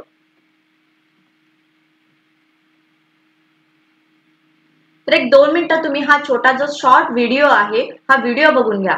बघा इथून हा जो योनी मार्ग आहे या योनी मार्गातून स्पर्म्स आतमध्ये या गर्भाशयामध्ये एंटर करतात. त्याचबरोबर इथे हा जो अंडाशय आहे या अंडाशयामधून परिपक्व झालेले जे अंडपेशी आहे ती इथून बस्ट होऊन बाहेर अंडनलिकेमध्ये येत आहे. या ठिकाणी आलेली आहे बघा. इथून येणारा हा स्पर्म्स आहे. हा स्पर्म्स आणि या अंडनलिकेमध्ये असणाऱ्या अंडपेशीचे जेव्हा एकत्रित येतील तेव्हा त्यांचे फलन होईल आणि फलन होऊन हळूहळू ते पुन्हा पुढे गर्भाशयाकडे ढकलले जातील. हे झालं फलनाच्या बाबतीत. आता पुढचा पॉइंट बघा, मानवामधील लिंग निश्चिती कशा प्रकारे केली जाते. म्हणजे एखाद्या दाम्पत्याला मुलगा होईल का मुलगी होईल हे कसे ठरवले जाते. तर पुरुषामध्ये शुक्रपेशी असतात त्यामध्ये एक्स वाय ही 2 लिंग गुणसूत्रे आहेत. तर स्त्रीमध्ये ज्या अंडपेशी असतात त्याच्यामध्ये एक्स आणि एक्स ही 2 लिंग गुणसूत्रे असतात. मुलगी होण्यासाठी एक्स एक्स हे 2 लिंग गुणसूत्रे आवश्यक असतात. तर मुलगा होण्यासाठी एक्स वाय हे 2 लिंग गुणसूत्रे आवश्यक असतात. तर बघा स्त्रीमध्ये एक्स आणि एक्स हे दोन्हीही गुणसूत्र आहेत. पुरुषांच्या मध्ये एक्स आणि वाय हे 2 गुणसूत्र आहेत. मुलगीसाठी XX लागतात, मुलग्यासाठी XY लागतात. तर यामधला हा जो X आहे हा X एक वेगळा आहे, हा वेगळा X हा फक्त पुरुषांमध्येच असतो. स्त्रीमध्ये तर दोन्ही आहेत, Xच आहेत आणि पुरुषामध्ये XY आहेत. त्यामुळे मुलगी किंवा मुलगा होणं याच्यासाठी जबाबदार हा फक्त त्या दाम्पत्यातील पुरुषच असतो. त्यामुळे बघा, मुलगीसाठी XX गुणसूत्र आहेत, मुलग्यासाठी XY गुणसूत्र आहे. ठीक आहे, म्हणजे आपण असं सांगू शकतो की मुलगी होणं किंवा मुलगा होणं हे या त्या दाम्पत्यातील पुरुषावरती अवलंबून असते. त्यानंतर विकास आणि जन्म, म्हणजेच एखादा भ्रूण निर्माण झाला तर त्या भ्रूणाचा विकास कसा होतो, त्यानंतर त्याचा जन्म कसा होतो हे आता या पॉइंट मध्ये आपण बघूयात. अंडनलिकेमध्ये फलनानंतर तयार झालेला युग्मनज याचे अनेक वेळेला सूत्री विभाजन होते आणि त्यापासून भ्रूण तयार होतो. अंडनलिकेमध्ये फलन तर झालेलं आहे शुक्राणूचं आणि अंडपेशीचं. या फलनानंतर जो युग्मनज तयार होणार आहे त्याचे सूत्री विभाजन होते आणि त्यापासून तो जो भ्रूण तयार होतो हा भ्रूण हळूहळू आता अंडनलिकेमधून गर्भाशयाकडे ढकलला जातो आणि त्या गर्भाशयामध्ये आपण मगाशी बघितलं बघा, या गर्भाशयामध्ये आतल्या बाजूला एक स्तर निर्माण केला जातो आणि त्या स्तरामध्ये त्याचे रोपण केले जातं, तिथेच त्याची वाढ होतो, तिथे त्याचा विकास होतो. गर्भाशयाच्या वाढीच्या काळात भ्रूणास अन्न पुरवठा करण्यासाठी अपरा नावाचा अवयव तयार होतो. अपरा याला आपण प्लॅसेंटा असं म्हणतो. बघा, आई जे काही अन्नपदार्थ खात असेल किंवा आई जे काही पोषण घेत असेल हे सर्व पोषण त्या आतमध्ये असणाऱ्या भ्रूणासाठी मिळण्यासाठी जो अवयव तयार होतो त्याला अपरा असं म्हटलं जातं. फलन झाल्यापासून पुढे साधारणतः 9 महिन्याच्या कालावधीमध्ये भ्रूणाची वाढ पूर्ण होते. म्हणजे जवळजवळ 9 महिन्याचा कालावधी लागतो आणि त्यावेळेलाच त्या बाळाची वाढ पूर्ण होते. या ठिकाणी या चित्रामध्ये दाखवलेलं आहे, पहिल्यांदा जेव्हा फर्टिलायझर एग होईल, म्हणजे जेव्हा शुक्रपेशी अंडपेशी एकत्र येऊन फर्टिलायझेशन होईल, त्याच्यानंतर हळूहळू सूत्री विभाजनाने बघा, सूत्री विभाजन होत आहे 2, 2नंतर 4, 8, 16 असे त्यांचे विभाजन होत गेलेले आहे. साधारणतः 5 आठवड्याचा भ्रूण होईल तेव्हा तो असा दिसणार आहे. त्यानंतर 10 आठवड्याच्या बाबतीत असे 20 आणि 36 आठवड्यानंतर आपल्याला अशा प्रकारचा भ्रूण दिसणार आहे. आता इथून हे जे दिसत आहे हा अवयव याला आपण काय म्हणलेलं आहे, अपरा असं म्हणलेलं आहे. बघा, आतमध्ये हा जो गर्भाशय आहे, गर्भाशयामध्ये आतमध्ये अशा प्रकारे भ्रूण असणार आहे आणि इथून हा जो अवयव आहे याला अपरा असं म्हणलेलं आहे. या अपरामध्ये आई जे काही पोषण खाईल किंवा अन्न पदार्थ खाईल त्याचे सर्व पोषण ते या भ्रूणास मिळणार आहे. चला तर विद्यार्थ्यांनो, आता आपण पुढचा पॉइंट सुरू करत आहोत, तो आहे आवर्त चक्र किंवा त्याला ऋतुचक्र असं सुद्धा म्हणतात. इंग्लिश मध्ये त्याला मेन्स्ट्रुअल सायकल, त्याचा शॉर्ट फॉर्म MC असा आहे. ठीक आहे, तर आता या ठिकाणी हा जो पॉइंट आहे थोडासा किचकट आहे, पण ही जी प्रोसेस आहे ही प्रोसेस स्टेप बाय स्टेप कशी होते हे तुम्हाला अगदी व्यवस्थितरित्या मी समजावून सांगते. सो काही टेन्शन घेऊ नका. बघा, मी काय काय स्टेप्स सांगते त्यानुसार तुम्ही ह्या स्टेप्स किंवा ही प्रोसेस आहे ही लक्षात ठेवा. ठीक आहे, तर आता सुरुवातीला मी सांगते की जेव्हा स्त्री भ्रूण असते तेव्हा तिच्या अंडाशयामध्ये जवळजवळ 2 ते 4 दशलक्ष इतक्या अंडपेशी असतात. पण त्या अंडपेशी कशा असतात, अपरिपक्व असतात. किती, जवळजवळ 2 ते 4 दशलक्ष इतक्या अपरिपक्व अंडपेशी तिच्या अंडाशयामध्ये असतात. जसजशी स्त्री किंवा आपण म्हणूयात की मुलगी मोठी होत जाईल तेव्हा वयाच्या साधारणतः 16 ते 18 हा जो पिरियड आहे हा कसा आहे, तिचा मॅच्युरेशनचा पिरियड आहे. तर या वयामध्ये ती मॅच्युअर होते. आता जेव्हा स्त्री मॅच्युअर होईल तेव्हा तिची जी प्रजनन संस्था आहे त्या प्रजनन संस्थेमध्ये हळूहळू काही बदल व्हायला सुरू होतात. तर त्या बदलांच्या मध्ये ते जे बदल आहेत हे बदल तिच्या शरीरामध्ये स्त्री प्रजनन संस्थेमध्ये दर 28 ते 30 दिवसांनी त्या बदलांची काय होते, पुनरावृत्ती होते. म्हणजे 28 ते 30 झाले की पुन्हा पुनरावृत्ती, परत 30 दिवस येतात. तर हे जे आहे बदल, हा बदलालाच आवर्त चक्र किंवा ऋतुचक्र असं म्हटलेलं आहे. काय होतं, तर तिच्या प्रजनन संस्थेमध्ये बदल होतात. त्यामध्ये तिच्या गर्भाशयामध्ये बदल होत असतो, त्याचबरोबर तिच्या अंडाशयामध्ये बदल होत असतो. तर हे सगळे प्रोसेस आहेत ह्या कशा आहेत, नॅचरली आहेत. ठीक आहे, तर ही जी प्रोसेस आहे ह्या प्रोसेसचे 4 संप्रेरकांपासून तिचे नियंत्रण होते. म्हणजे 4 हार्मोन्स थ्रू ते कंट्रोल केले जातात.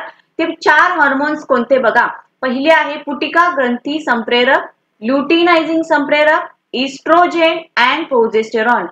थोडीशी नावं लक्षात ठेवण्यासाठी किचकट आहेत, परंतु ही नावं तुम्हाला लक्षात ठेवलीच पाहिजेत. बघा, पहिला आहे पुटिका ग्रंथी संप्रेरक, लुटिनायझिंग संप्रेरक. आता हे दोघ जण जे संप्रेरक आहेत हे पीयूषिका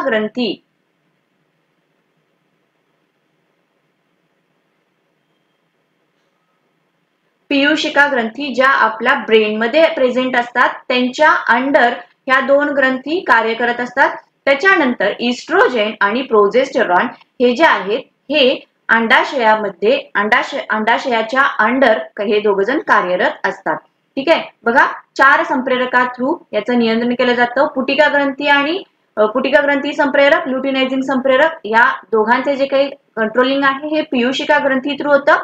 तर इस्ट्रोजन आणि प्रोजेस्टेरॉनचं हे जे काही कंट्रोलिंग आहे हे अंडाशया थ्रू होतं. आता त्यातली पहिली स्टेप कोणती असणार आहे बघा. ज्या पीयूषिका ग्रंथी आहेत, पीयूषिका ग्रंथी पुटिका ग्रंथी संप्रेरकाला स्टँडअप करतात, म्हणजे त्याला त्या ऍक्टिव्ह करतात. या पुटिका ग्रंथी संप्रेरकाच्या प्रभावाने काय होतं, अंडाशयामध्ये ज्या असंख्य अशा पुटिका आहेत, पुटिका कशा आहेत त्या अपरिपक्व आहेत. तर या असंख्य पुटिकांपैकी एक पुटिका काय व्हायला सुरू होते, हळूहळू डेव्हलप व्हायला सुरू होते. तर ही तिची डेव्हलपमेंट सुरू असतानाच ही विकसनशील जी पुटिका आहे ही काय करते, इस्ट्रोजेन संप्रेरक स्रवते. आता पहिला आपलं कुठलं होतं काम, पुटिका ग्रंथी संप्रेरकाचं काम काय होतं, तर अंडाशयामध्ये जी अंडपेशी आहेत यातला एक घ्यायची, तिची डेव्हलपमेंट करायची. त्यानंतर तिची डेव्हलपमेंट सुरू असतानाच इस्ट्रोजन संप्रेरक स्रवते. तर हे त्याचं काय काम आहे, तर या इस्ट्रोजनच्या प्रभावाखाली काय होतं, गर्भाशयामध्ये आतल्या बाजूला एक स्तर असतो किंवा आपण त्याला अस्तर म्हणूया. तर या अस्तराची वाढ करणे किंवा त्याची पुनर्निर्मिती करणे हे काम कशाचं झालं, तर या इस्ट्रोजन संप्रेरकाचं झालेलं आहे.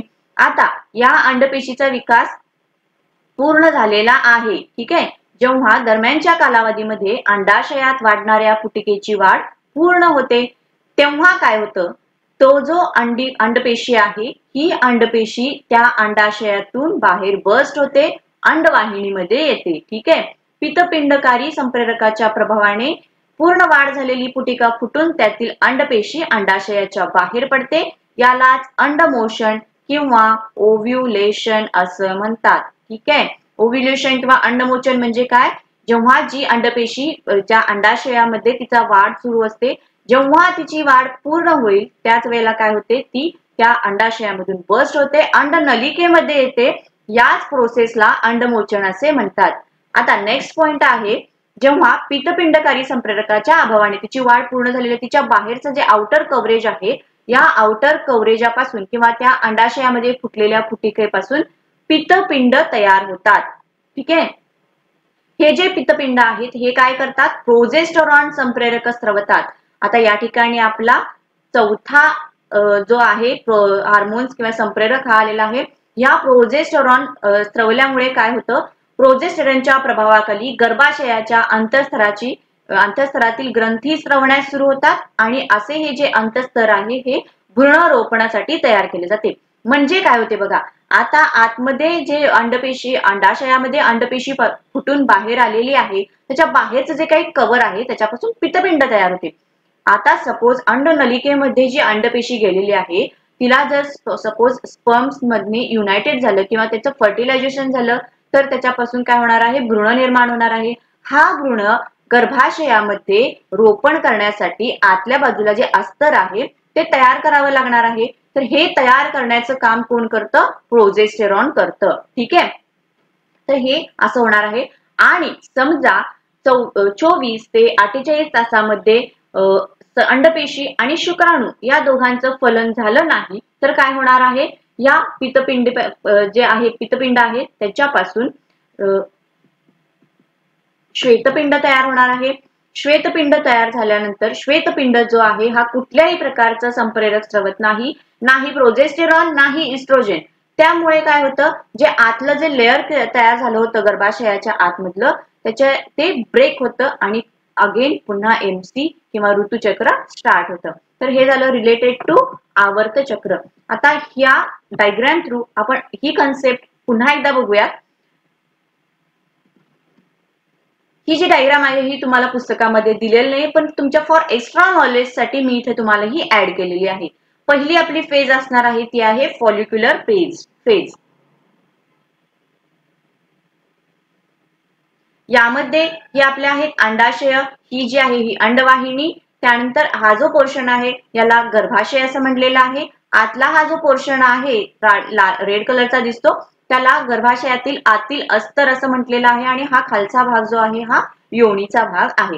ठीक आहे, तर आपला पहिल्या फेज मध्ये काय होतं, या ठिकाणी आपले जे काही अंडपेशी आहेत ह्या अंडपेशी हळूहळू विकास व्हायला सुरू होतो. तो विकास होत असतानाच इस्ट्रोजन स्रवतं आणि या इस्ट्रोजनच्या प्रभावाने हे आतल्यासाठी जो लेअर आहे हा लेअर तयार करण्याचं काम इस्ट्रोजन करतं. ही झाली आपली पहिली फेज. सेकंड फेज काय आहे, ओव्ह्युलेशन फेज. ओव्ह्युलेशन फेज मध्ये काय होणार आहे, जेव्हा अंडाशयातील अंडपेशीचा वाढ पूर्ण होईल तेव्हा ती अंडाशयातून अंडनलिकेमध्ये येते.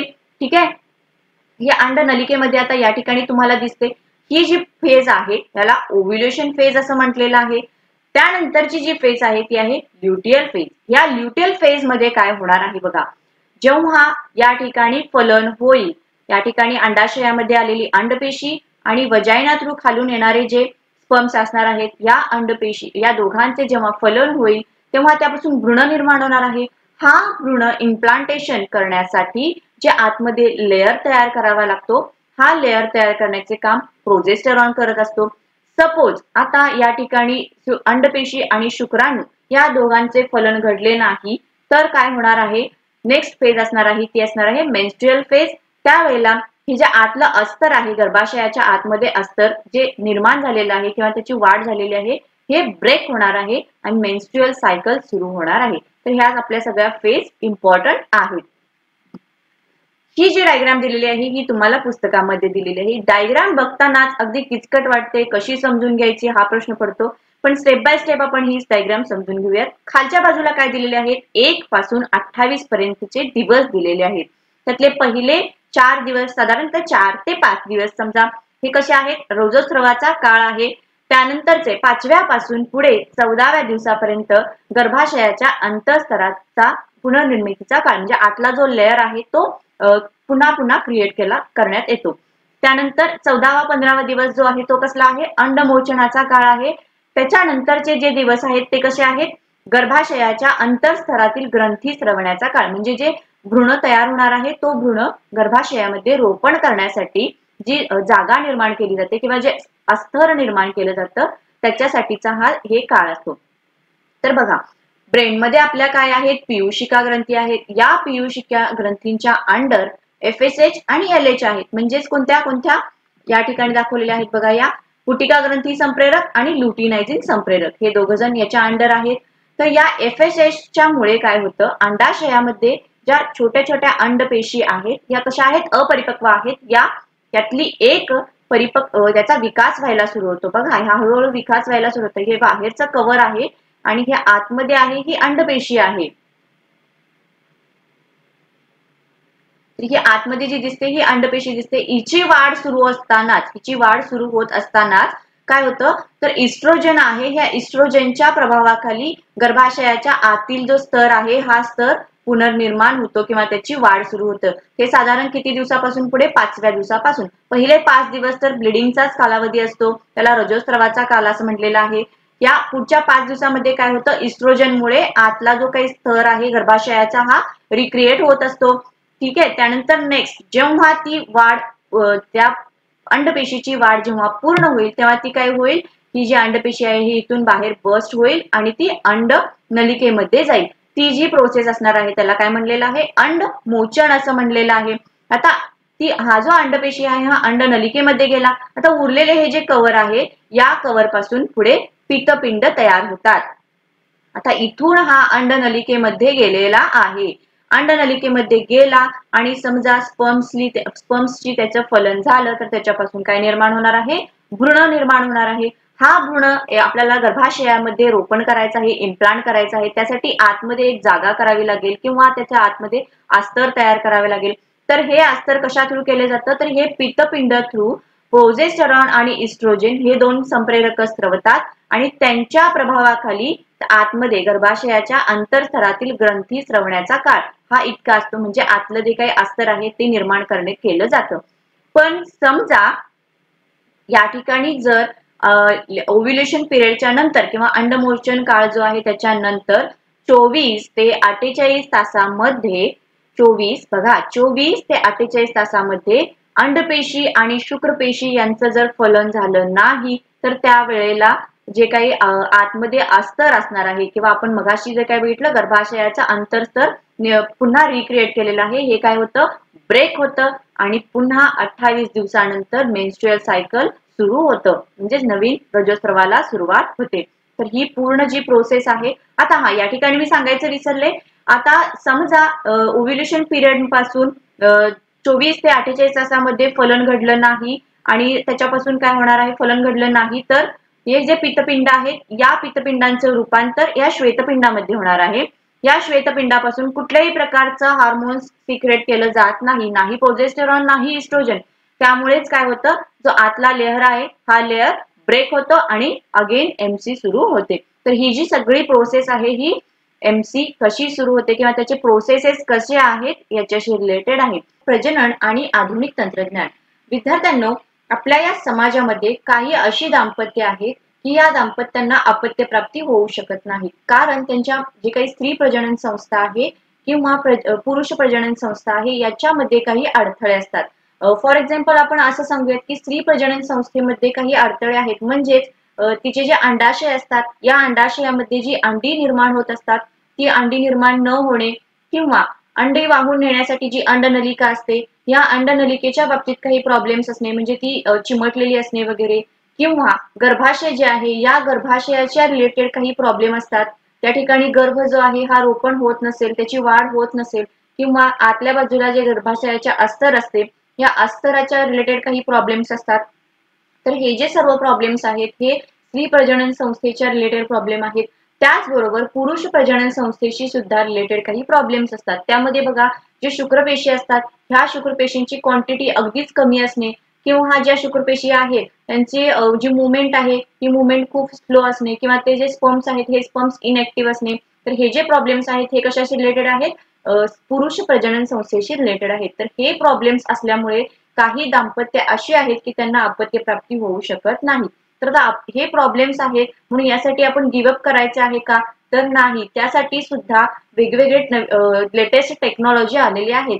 त्यासाठीच आता आपण पहिला पॉइंट बघत आहोत, तो आहे प्रजनन आणि आधुनिक तंत्रज्ञान. तर अशी जी काही दाम्पत्य आहेत ही दाम्पत्य यातील जी काही वेगवेगळे हे आधुनिक तंत्रज्ञान आलेले आहेत यातल्या स्टेप किंवा हे जे तंत्रज्ञाने आहेत यातले ते फॉलो करतात. तर त्यातली पहिली पद्धत आहे ती आहे काच नलिकेतील फलन. ठीक आहे, काच नलिका. आता तुमच्या लॅबोरेटरीज मध्ये सुद्धा काच नलिका तुम्ही बघितल्या असेल तर तशा टाईपच्याच काच नलिका असतात आणि त्याच्यामध्ये फलन घडवलं जातं. त्यामुळे याचे नाव काच नलिकेतील फलन असं दिलेलं आहे. त्याला टेस्ट ट्यूब बेबी, IVF किंवा इन विट्रो फर्टिलायझेशन अशी भरपूर नावं दिलेली आहेत. ठीक आहे, बघा पहिला आहे काच नलिकेतील फलन. काच नलिकेतील फलन या तंत्रामध्ये काच नलिकेमध्ये दोन युग्मक म्हणजे कोणते असणार आहे, स्त्रीच्या शरीरामध्ये असणाऱ्या अंडपेशी आणि पुरुषाच्या शरीरामध्ये असणाऱ्या शुक्रपेशी. तर या दोन युग्मकांचे फलन घडवून आणले जाते आणि तयार झालेला भ्रूण, त्यापासून जो भ्रूण तयार होणार आहे, पहिल्यांदा एक युग्मनज तयार होईल, त्याच्या अर्धसूत्री विभाजनाने त्याचे डिवाइड होत जाऊन त्याचा एक भ्रूण तयार होईल. आता हा जो भ्रूण तयार होणार आहे हा भ्रूण एक व्यवस्थित त्याची वाढ झाल्यानंतर योग्य वेळी तो ती जे दाम्पत्य आहे त्या दाम्पत्यातील स्त्रीच्या गर्भाशयामध्ये तो रोपण केला जातो. ठीक आहे, तर हे या काच नलिकेचे फलन या प्रोसेस मध्ये काय काय केलं जातं हे आपण अगदी व्यवस्थित या डायग्राम थ्रू बघूयात. बघा, या ठिकाणी ही डायग्राम आहे, या मी स्टेप्स दिलेल्या आहेत. पहिली स्टेप्स काय असणार आहे, हार्मोन थेरपी, म्हणजे त्या ठिकाणी काही हार्मोनचे स्टिम्युलेशन केलं जातं. त्यानंतर दुसरी स्टेप्स असते ती असते अंडपेशी संचयन. अंडपेशी संचयन म्हणजे काय, या ठिकाणी तुम्हाला आता ही स्त्री प्रजनन संस्था दिसते. हे जे आहेत हे दोन काय आहेत, अंडाशय आहेत. या ठिकाणी या ज्या दोन आहेत त्याला आपण अंडनलिका किंवा अंडवाहिनी असं म्हटलेलं आहे. हा जो भाग दिसतो याला गर्भाशय असे म्हणतात. तर या ठिकाणी योनी मार्गातून अशा प्रकारचा एक निडल्स आतमध्ये इन्सर्ट केली जाते आणि या ठिकाणी हे जे आपले अंडाशय आहे या अंडाशयापर्यंत ती पोहोचवली जाते. आता या ठिकाणी जे असे विकसित होणारी अंडी आहेत त्यातली अंडी ती व्हॅक्यूम पंप थ्रू आतमध्ये ओढली जातात आणि तिथून ती बाहेर करून त्या ठिकाणी त्या अंडपेशीचे संचयन केले जाते. थोडीशी ही टेक्निक अवघड आहे परंतु ती केली जाते. त्यानंतर तिसरी स्टेप्स असते ती आहे शुक्रपेशी संचयन. शुक्रपेशी म्हणजे काय, पुरुषाच्या शरीरामध्ये जे शुक्रपेशी आहेत त्यांचे कलेक्शन केले जातं. आता आपल्याला अंडपेशी मिळालेल्या आहेत, शुक्रपेशी मिळालेल्या आहेत. आता पुढची स्टेप्स आपली असणार आहे ती आहे फलन घडवून आणण्याची. एका काच नलिकेमध्ये काय केलं जातं, स्पर्म्स आपण जे कलेक्ट केलेले आहेत त्याचप्रमाणे ज्या अंडपेशी कलेक्ट केलेल्या आहेत या त्या काच नलिकेमध्ये सोडल्या जातात आणि त्यापासून त्यांचं फलन घडवण्यात येतं. आता जे फलन घडवणार आहे त्याच्यापासून पुढे काय निर्माण होणार आहे, भ्रूण निर्माण होणार आहे. म्हणजेच त्याचा अर्धसूत्री विभाजनाने बघा डिवाइड होऊन एकाचे दोन, दोन्हीचे चार असे अर्धसूत्री विभाजन होत झालेलं आहे आणि त्याच्यापासून एक भ्रूण तयार झालेला आहे. ठीक आहे. तर आता हा भ्रूण जो तयार झालेला आहे, हा भ्रूण जेव्हा योग्य वाढ झालेली आहे असं लक्षात येईल त्यावेळेला हे जे भ्रूण आहे हे भ्रूण ते दाम्पत्यातील जी स्त्री आहे या स्त्रीच्या गर्भाशयामध्ये त्याचे पुन्हा रोपण केले जाते. ठीक आहे. या ठिकाणी जे आपण ग्रीवा म्हणतो म्हणजेच गर्भाशयाचं ओपनिंग आहे, या ओपनिंग थ्रू आतमध्ये ही भ्रूण सोडली जातात आणि त्या ठिकाणी तिचे रोपण केले जाते. तर ही जी प्रोसेस आहे ही कशाची आहे, काचनलिकेतील फलन किंवा त्याला इन विट्रो फर्टिलायझेशन म्हणजे विट्रो किंवा काचनलिकेमध्ये हे फलन घडवलं जातं आणि पुन्हा जी भ्रूण तयार होईल हे भ्रूण त्या दाम्पत्यातील स्त्रीच्या गर्भाशयामध्ये रोपण केलं जातं. तिथून पुढची जी प्रोसेस आहे, पुढे बाळाची वाढ ही 9 महिन्यांपर्यंत होते, तिथून पुढे जन्म, ही जी प्रोसेस आहे ही पुढे सेम राहते. परंतु या प्रोसेसला आता काय म्हटलेलं आहे, काचनलिकेतील फलन असं म्हटलेलं आहे. परत एकदा या शॉर्ट व्हिडिओ थ्रू बघा, समजून घ्या. आता या ठिकाणी इथून एक निडल येत आहे, या निडल थ्रू आहे जे आपले आहे अंडाशय आहे, या अंडाशयामध्ये जी इथं अंडी डेव्हलप होत आहे ही बघा इथून असे निडल आलेले आहे. या निडल मधून ही अंडाशयामध्ये जी अंडी डेव्हलप होत आहेत यातील एक अंडे व्हॅक्यूम पंप थ्रू आतमध्ये कलेक्ट केलेलं आहे, म्हणजेच काय आपली अंडपेशी संचयन केलेलं आहे. आपली थर्ड स्टेप कुठली होती, शुक्रपेशी संचयन. म्हणजे काय, पुरुषाच्या शरीरामधल्या ज्या शुक्रपेशी असतात त्या कलेक्ट केल्या जातात. त्यानंतर फोर्थ स्टेप्स होती ती होती फलन करण्याची, म्हणजे स्पर्म्स आणि ज्या अंडपेशी आहेत या दोन अंडपेशींचे एकत्रित आल्यामुळे काय होतं, फलन होतं आणि त्याच्यापासून भ्रूण निर्माण होतो. तर तो भ्रूण होता, आता हा भ्रूण या स्त्रीच्या गर्भाशयामध्ये सोडण्यात आलेला आहे. अशा प्रकारे तो स्त्रीच्या गर्भाशयामध्ये सोडला जातो. तर या ठिकाणी तुम्हाला भ्रूणांची संख्या 3-4 दिसत आहे. तर 3-4 का, कारण या ठिकाणी जो रोपण होण्याचा रेट आहे म्हणजे एम्ब्रॉय ट्रान्सफरचा जो रेट आहे हा अगदी कमी असतो. त्यामुळे एक जरी यातला एम्ब्रॉय आपण या ठिकाणी बघा, यातला एक जरी एम्ब्रॉय हा ट्रान्सफर झाला नाही किंवा त्याची वाढ गर्भाशयामध्ये तो रोपण झाला नाही तर दुसरा होईल, दुसरा नाही झाला तर तिसरा होईल. त्यासाठी सिक्युरिटी पर्पज साठी 3 ते 4 असे जे काही भ्रूण आहेत हे भ्रूण त्या स्त्रीच्या गर्भाशयामध्ये सोडले जातात. तर ही जी पूर्ण टेक्निक आहे याला काय म्हटलेलं आहे, काचनलिकेतील फलन किंवा टेस्ट ट्यूब बेबी असं म्हटलेलं आहे. आता पुढची टेक्निक आपण बघणार आहोत ती आहे भाडोत्री माता, म्हणजेच काय, सरोगेसी मदर. समजा स्त्रीच्या प्रजनन संस्थेमध्ये तिचा जो गर्भाशय आहे या गर्भाशयामध्ये गर्भ राहण्यासाठी किंवा गर्भ रोपण होण्यामध्ये काही अडथळा असेल किंवा गर्भाशयाच्या आतल्या बाजूला जो एक स्तर असतो त्याला आपण इंडोमेट्रियम असं म्हणतो, याच्याशी रिलेटेड काही प्रॉब्लेम्स असतील तर अशा वेळेला त्या दाम्पत्यामध्ये काय केले जातं, तर त्या स्त्रीच्या ज्या अंडाशयामधील अंडी आहेत या अंडपेशी कलेक्ट केले जातात. त्याचबरोबर पुरुषाच्या स्पर्म्स जे आहेत किंवा आपण शुक्रपेशी म्हणतो ही शुक्रपेशी कलेक्ट केले जातात. त्यांचं इन फर्टिलायझेशन केलं जातं, इन विट्रो फर्टिलायझेशन केलं जातं. त्यामधून जो भ्रूण निर्माण होणार आहे हा भ्रूण त्या दाम्पत्यातील त्या स्त्रीच्या गर्भाशयामध्ये न सोडता दुसऱ्या स्त्रीच्या गर्भाशयामध्ये तो रोपण केला जातो. ठीक आहे. आता त्या स्त्रीला तो प्रॉब्लेम आहे त्यामुळे त्या स्त्रीच्या गर्भाशयामध्ये तो भ्रूण रोपण न करता एक दुसरी स्त्री घेणार आहोत आणि त्या दुसऱ्या स्त्रीच्या गर्भाशयामध्ये तो तयार झालेला भ्रूण आहे हा रोपण करणार आहोत. त्यामुळे जी दुसरी स्त्री आहे या दुसऱ्या स्त्रीला भाडोत्री माता किंवा सरोगेसी मदर असं म्हणण्यात आलेलं आहे. ठीक आहे. तर ही झाली टेक्निक सरोगेसी मदर रिलेटेड. त्यानंतरची पुढची आहे ती आहे वीर्यपेढी. आता जसे प्रॉब्लेम्स स्त्री प्रजनन संस्थेच्या बाबतीत होते तसेच पुरुष प्रजनन संस्थेशी सुद्धा काही प्रॉब्लेम आहेत. त्यामधले बघा, समजा एखाद्या पुरुषाच्या मध्ये जे शुक्रपेशी आहेत या शुक्रपेशीची क्वांटिटी अगदीच कमी असणे किंवा जे शुक्रपेशी आहेत त्यांचे ते इनएक्टिव्ह असणे किंवा त्याची मुवमेंट फार कमी असणे. ठीक आहे. तर हे जे प्रॉब्लेम्स आहेत हे पुरुष प्रजनन संस्थेशी रिलेटेड आहेत. त्यामुळे हे प्रॉब्लेम्स ओव्हरकम करायचा असेल तर त्या ठिकाणी या वीर्यपेढीचा वापर केला जातो. याला स्पर्म बँक, सिमेन बँक असं सुद्धा म्हणतात. जसं ब्लड बँक असते, ब्लड बँक मध्ये ब्लड स्टोअर करून ठेवलं जातं, तसंच या वीर्य पेढीमध्ये जे वीर्य आहे, रेत आपण म्हणतो त्याला, हे त्या ठिकाणी स्टोअर करून ठेवले जातं. आता या ठिकाणी हे स्टोअर करण्यासाठी जे पुरुष इच्छुक आहेत, तशा ह्या इच्छुक पुरुषाची शारीरिक तपासणी पूर्ण केली जाते. त्याची जी काही शारीरिक तपासणी आहे ही पूर्ण केली जाते. त्याचबरोबर त्याचे जे स्पर्म्स आहेत त्याची क्वांटिटी, क्वालिटी सर्व काही चेक केलं जातं आणि ते वीर्य आहे हे वीर्य साठवून ठेवलं जातं. जे गरजवंत दाम्पत्य आहेत त्यांची जी इच्छा असेल तर ते जे वीर्य आहे या वीर्याचा वापर करून पुन्हा ती जी त्या दाम्पत्यातील जी स्त्री आहे या स्त्रीच्या अंडाशयामधील अंडपेशी घेऊन आणि जे वीर्य पेढीमधले वीर्य घेतलेले आहे हे वीर्य घेऊन काच नलिकेमध्ये त्याचे फलन कडवले जाते. त्यापासून जो भ्रूण तयार होतो तो भ्रूण त्या दाम्पत्यातील स्त्रीच्या गर्भाशयामध्ये रोपण केला जातो. ठीक आहे, अशा प्रकारची प्रोसेस होते. आता ही जी वीर्य पेढी आहे या वीर्य पेढीमध्ये जो पुरुष आपले वीर्य साठवून ठेवण्यास जाणार आहे तर तो जो वीर्य दाता असणार आहे त्याचे नाव हे सिक्रेट ठेवलेलं आहे, कारण तसा तो कायदाच आहे. ठीक आहे, तर ही टेक्निक झाली आपली वीर्य पेढीशी रिलेटेड. आता पुढचा भाग आपण बघणार आहोत तो आहे जुळे किंवा त्याला ट्विन्स असं म्हणतात. याचे सुद्धा दोन प्रकार असतात. त्यामधला पहिला आहे तो आहे एक युग्मजी जुळे आणि दुसरा आहे तो आहे द्वियुग्मजी जुळे. तर पहिल्यांदा आपण बघूयात एक युग्मजी जुळे म्हणजेच काय. एक युग्मजी जुळे अपत्ये बरा एकाच युग्मनज यापासून तयार होतात.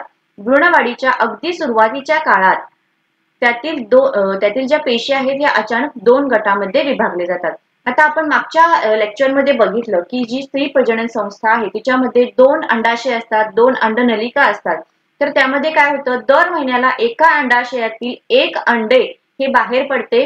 त्यापासून त्याला जर स्पर्म्स मिळाले तर ते त्या ठिकाणी काय होतं, फर्टिलायझेशन होतं. तर अशा वेळेला म्हणजे समजा एका अंडाशयातून अंडी बाहेर पडलं, त्या ठिकाणी जर त्याचं फर्टिलायझेशन झालं म्हणजे आपण त्याला फलन घडलं असं म्हणतो. तर त्याच्या सुरुवातीच्या काळाला त्याच्या पुढे काय होत असतं तर त्याचं अर्ध गुणसूत्री विभाजनाने विभाजित होत असतं आणि त्याच्यापासून भ्रूण तयार होत असतो. तर त्या भ्रूणवाढीच्या काळात जवळ युग्मनज तयार झाल्यापासून 8 दिवसाच्या आत आपण काय म्हणूयात 8 दिवसाच्या आत जर त्याच्या पेशी आहेत या अचानकपणे दोन गटामध्ये विभागल्या जातात आणि या पेशीचे गट हे दोन वेगवेगळे भ्रूण म्हणून वाढू लागतात. त्यांची वाढ ही पूर्ण होऊन एक युग्मजी जुळे जन्माला येतात.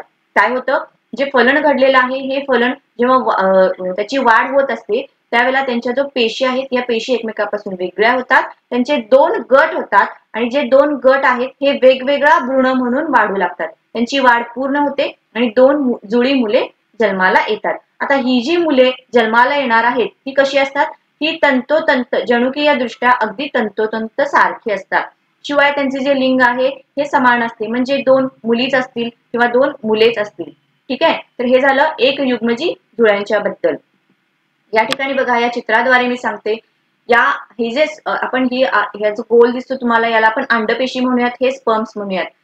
तर या दोघांचं फर्टिलायझेशन झाल्यानंतर जो जायगोट निर्माण होणार आहे किंवा जो भ्रूण निर्माण होणार आहे ह्या भ्रूणवाढीच्या साधारणतः 8 दिवसाच्या आत त्यांचे पेशी एकमेकांपासून वेगळ्या होतात. या ठिकाणी बघा दोन वेगळ्या वेगळ्या झालेल्या दिसत आहेत आणि हे दोन वेगळे जे गट आहेत हे दोन वेगळे गट हळूहळू त्यांची वाढ होत जाते आणि जेव्हा पूर्ण वाढ होईल तेव्हा अशा प्रकारचे दोन भ्रूण निर्माण होतात. आता हे दोन भ्रूण जे आहेत हे तंतोतंत दृष्ट्या सारखे असतात, शिवाय त्यांचे लिंग जे आहेत हे समान असतात. दोन मुलीच असू शकतात किंवा दोन मुलेच असू शकतात.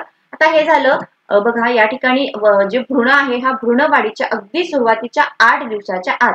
समजा 8 दिवसाच्या नंतर त्यांच्यातील पेशी जर दोन गटामध्ये विभागल्या आणि त्यांची जर वाढ होऊ लागली तर त्या ठिकाणी सायमीज जुळे जन्माला येतात. सायमीज जुळे म्हणजेच काय, तर त्यांचे जे काही पार्ट्स आहेत, शारीरिक पार्ट आपण म्हणूयात, हे पार्ट्स एकमेकाला काही चिकटलेले असतात. म्हणजे त्यांचे डोकी जोडलेली असतील एकमेकाला किंवा काही ठिकाणी खांदा एकमेकाला जोडलेला असेल, काही ठिकाणी त्यांचे हात जोडलेले असतील. तर असे सायमीज जुळे जन्माला येतात. किंवा जर त्यांच्या ज्या सुरुवातीच्या वाढीच्या काळ जो असतो याच्या 8 दिवसाच्या नंतर जर पेशी एकमेकांमध्ये विभागल्या गेल्या तर मात्र जी मुले जन्माला येतात ती सायमीज असतात असे आपण म्हणूयात. हे झालं एक युग्मजित जुळ्यांच्या बद्दल.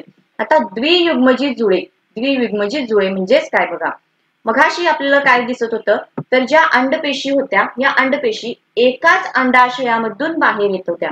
पण द्वियुग्मजीव जुळ्यांच्या बाबतीत काय होतं, स्त्रीच्या प्रजनन संस्थेमध्ये जी 2 अंडाशय असतात, या 2 अंडाशयांच्या मध्ये दोन्ही अंडाशयामधून एकाच वेळेला 2 अंडपेशी बाहेर पडतात. या 2 अंडपेशी जेव्हा एकाच वेळेला बाहेर पडतात, त्याच वेळेला जर शुक्राणू त्या ठिकाणी जाऊन त्या 2 अंडपेशींना जर फलित केलं तर त्यापासून 2 वेगवेगळे भ्रूण निर्माण होतात. ठीक आहे, आणि तेव्हा त्याच्यापासून ही द्वियुग्मजीव जुळे जन्माला येतात. काय होतं, स्त्री प्रजनन संस्थेमध्ये जे 2 अंडाशय आहेत, या दोन्ही अंडाशयामधून एकाच वेळेला जर 2 अंडपेशी बाहेर पडल्या, अंडनलिकेमध्ये आल्या आणि त्याच वेळेला जर जे शुक्राणू आहेत, या शुक्राणूंच्या मुळे त्या दोन्ही अंडपेशी जर फलित झाल्या तर तेव्हा त्यांच्यापासून 2 युग्मनज तयार होतात, 2 भ्रूण तयार होतात. हे भ्रूण हळूहळू वाढतात आणि त्यापासून 2 जुळी मुले जन्माला येतात. आता ही जी जुळी मुले जन्माला येणार आहेत ही कशी असणार आहेत, ती एकतर समान असणार आहेत किंवा वेगवेगळी असणार आहेत. आणि त्यांच्यामध्ये जनुकीय दृष्ट्या, मगाच्या बाबतीत कसं होतं, जनुकीय दृष्ट्या ती अगदी तंतोतंत एकसारखी होती, तर द्वियुग्मजीव जुळ्यांच्या बाबतीत तसं नसणार आहे, ती थोडीफार वेगवेगळी असणार आहे. ठीक आहे, तर या ठिकाणी बघा चित्रामध्ये दाखवत आहे, एका अंडाशयातून हे एक अंडपेशी बाहेर आलेली आहे, तर दुसऱ्या अंडाशयातून ही एक अंडपेशी बाहेर आलेली आहे. दोन्ही शुक्राणूंमुळे त्याचे फलन झालेले आहे. या ठिकाणी युग्मनज तयार झालेला आहे. हा युग्मनजाची वाढ हळूहळू होऊन 2 वेगवेगळी जुळी मुले जन्माला आलेली आहेत. तर हे द्वियुग्मजीव जुळ्यांच्या बाबतीत झालं. आता बघा, पहिल्यांदा या दोघांच्या मधला फरक काय आहे बघा. एक युग्मनजीमध्ये त्यांच्यामध्ये जी जन्माला येणारी मुले आहेत ही जनुकीय दृष्ट्या त्यांचे जे डीएनए कॅरेक्टरिस्टिक्स असतात हे अगदी सेम टू सेम असतात. शिवाय त्यांचे लिंग हे देखील समान असते, दोन्ही मुले असतील किंवा दोन्ही मुलंच असतील. तर द्वियुग्मजीव जुळ्यांच्या बाबतीत कसं असतं, त्यांच्यामधले जनुकीय दृष्ट्या जे काही त्यांचे डीएनए कॅरेक्टरिस्टिक्स आहेत हे सारखे नसतात. शिवाय त्यांचे जे लिंग आहे हे समान असेल किंवा वेगवेगळे असेल, म्हणजे त्या दोन्ही मुले असतील, दोन्ही मुलं असतील किंवा एक मुलगा असेल, एक मुलगी असेल, तर हे घडतं द्वियुग्मजीव जुळ्यांच्या बाबतीत. तर हा झाला त्या दोघांच्या मधला फरक. तर विद्यार्थ्यांनो, या ठिकाणी जो पुढचा पॉइंट आहे तो आहे लैंगिक आरोग्य. ठीक आहे, हा पॉइंट अगदी महत्वाचा आहे. लैंगिक आरोग्य म्हणजे काय विद्यार्थ्यांनो, तर मानसिक दृष्ट्या, शारीरिक दृष्ट्या, सामाजिक दृष्ट्या त्या व्यक्तीची सुस्थिती असणे याला आरोग्य असे म्हणतात.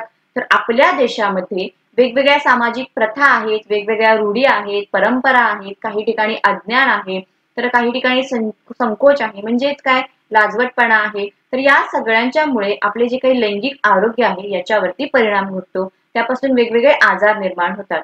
ठीक आहे, तर म्हणजेच काय बघा, या ठिकाणी आता सध्या स्त्री आणि पुरुष हे दोघेही एकमेकाच्या खांद्याला खांद्या लावून काम करत आहेत. त्या दोघांची सुद्धा प्रगती होत आहे.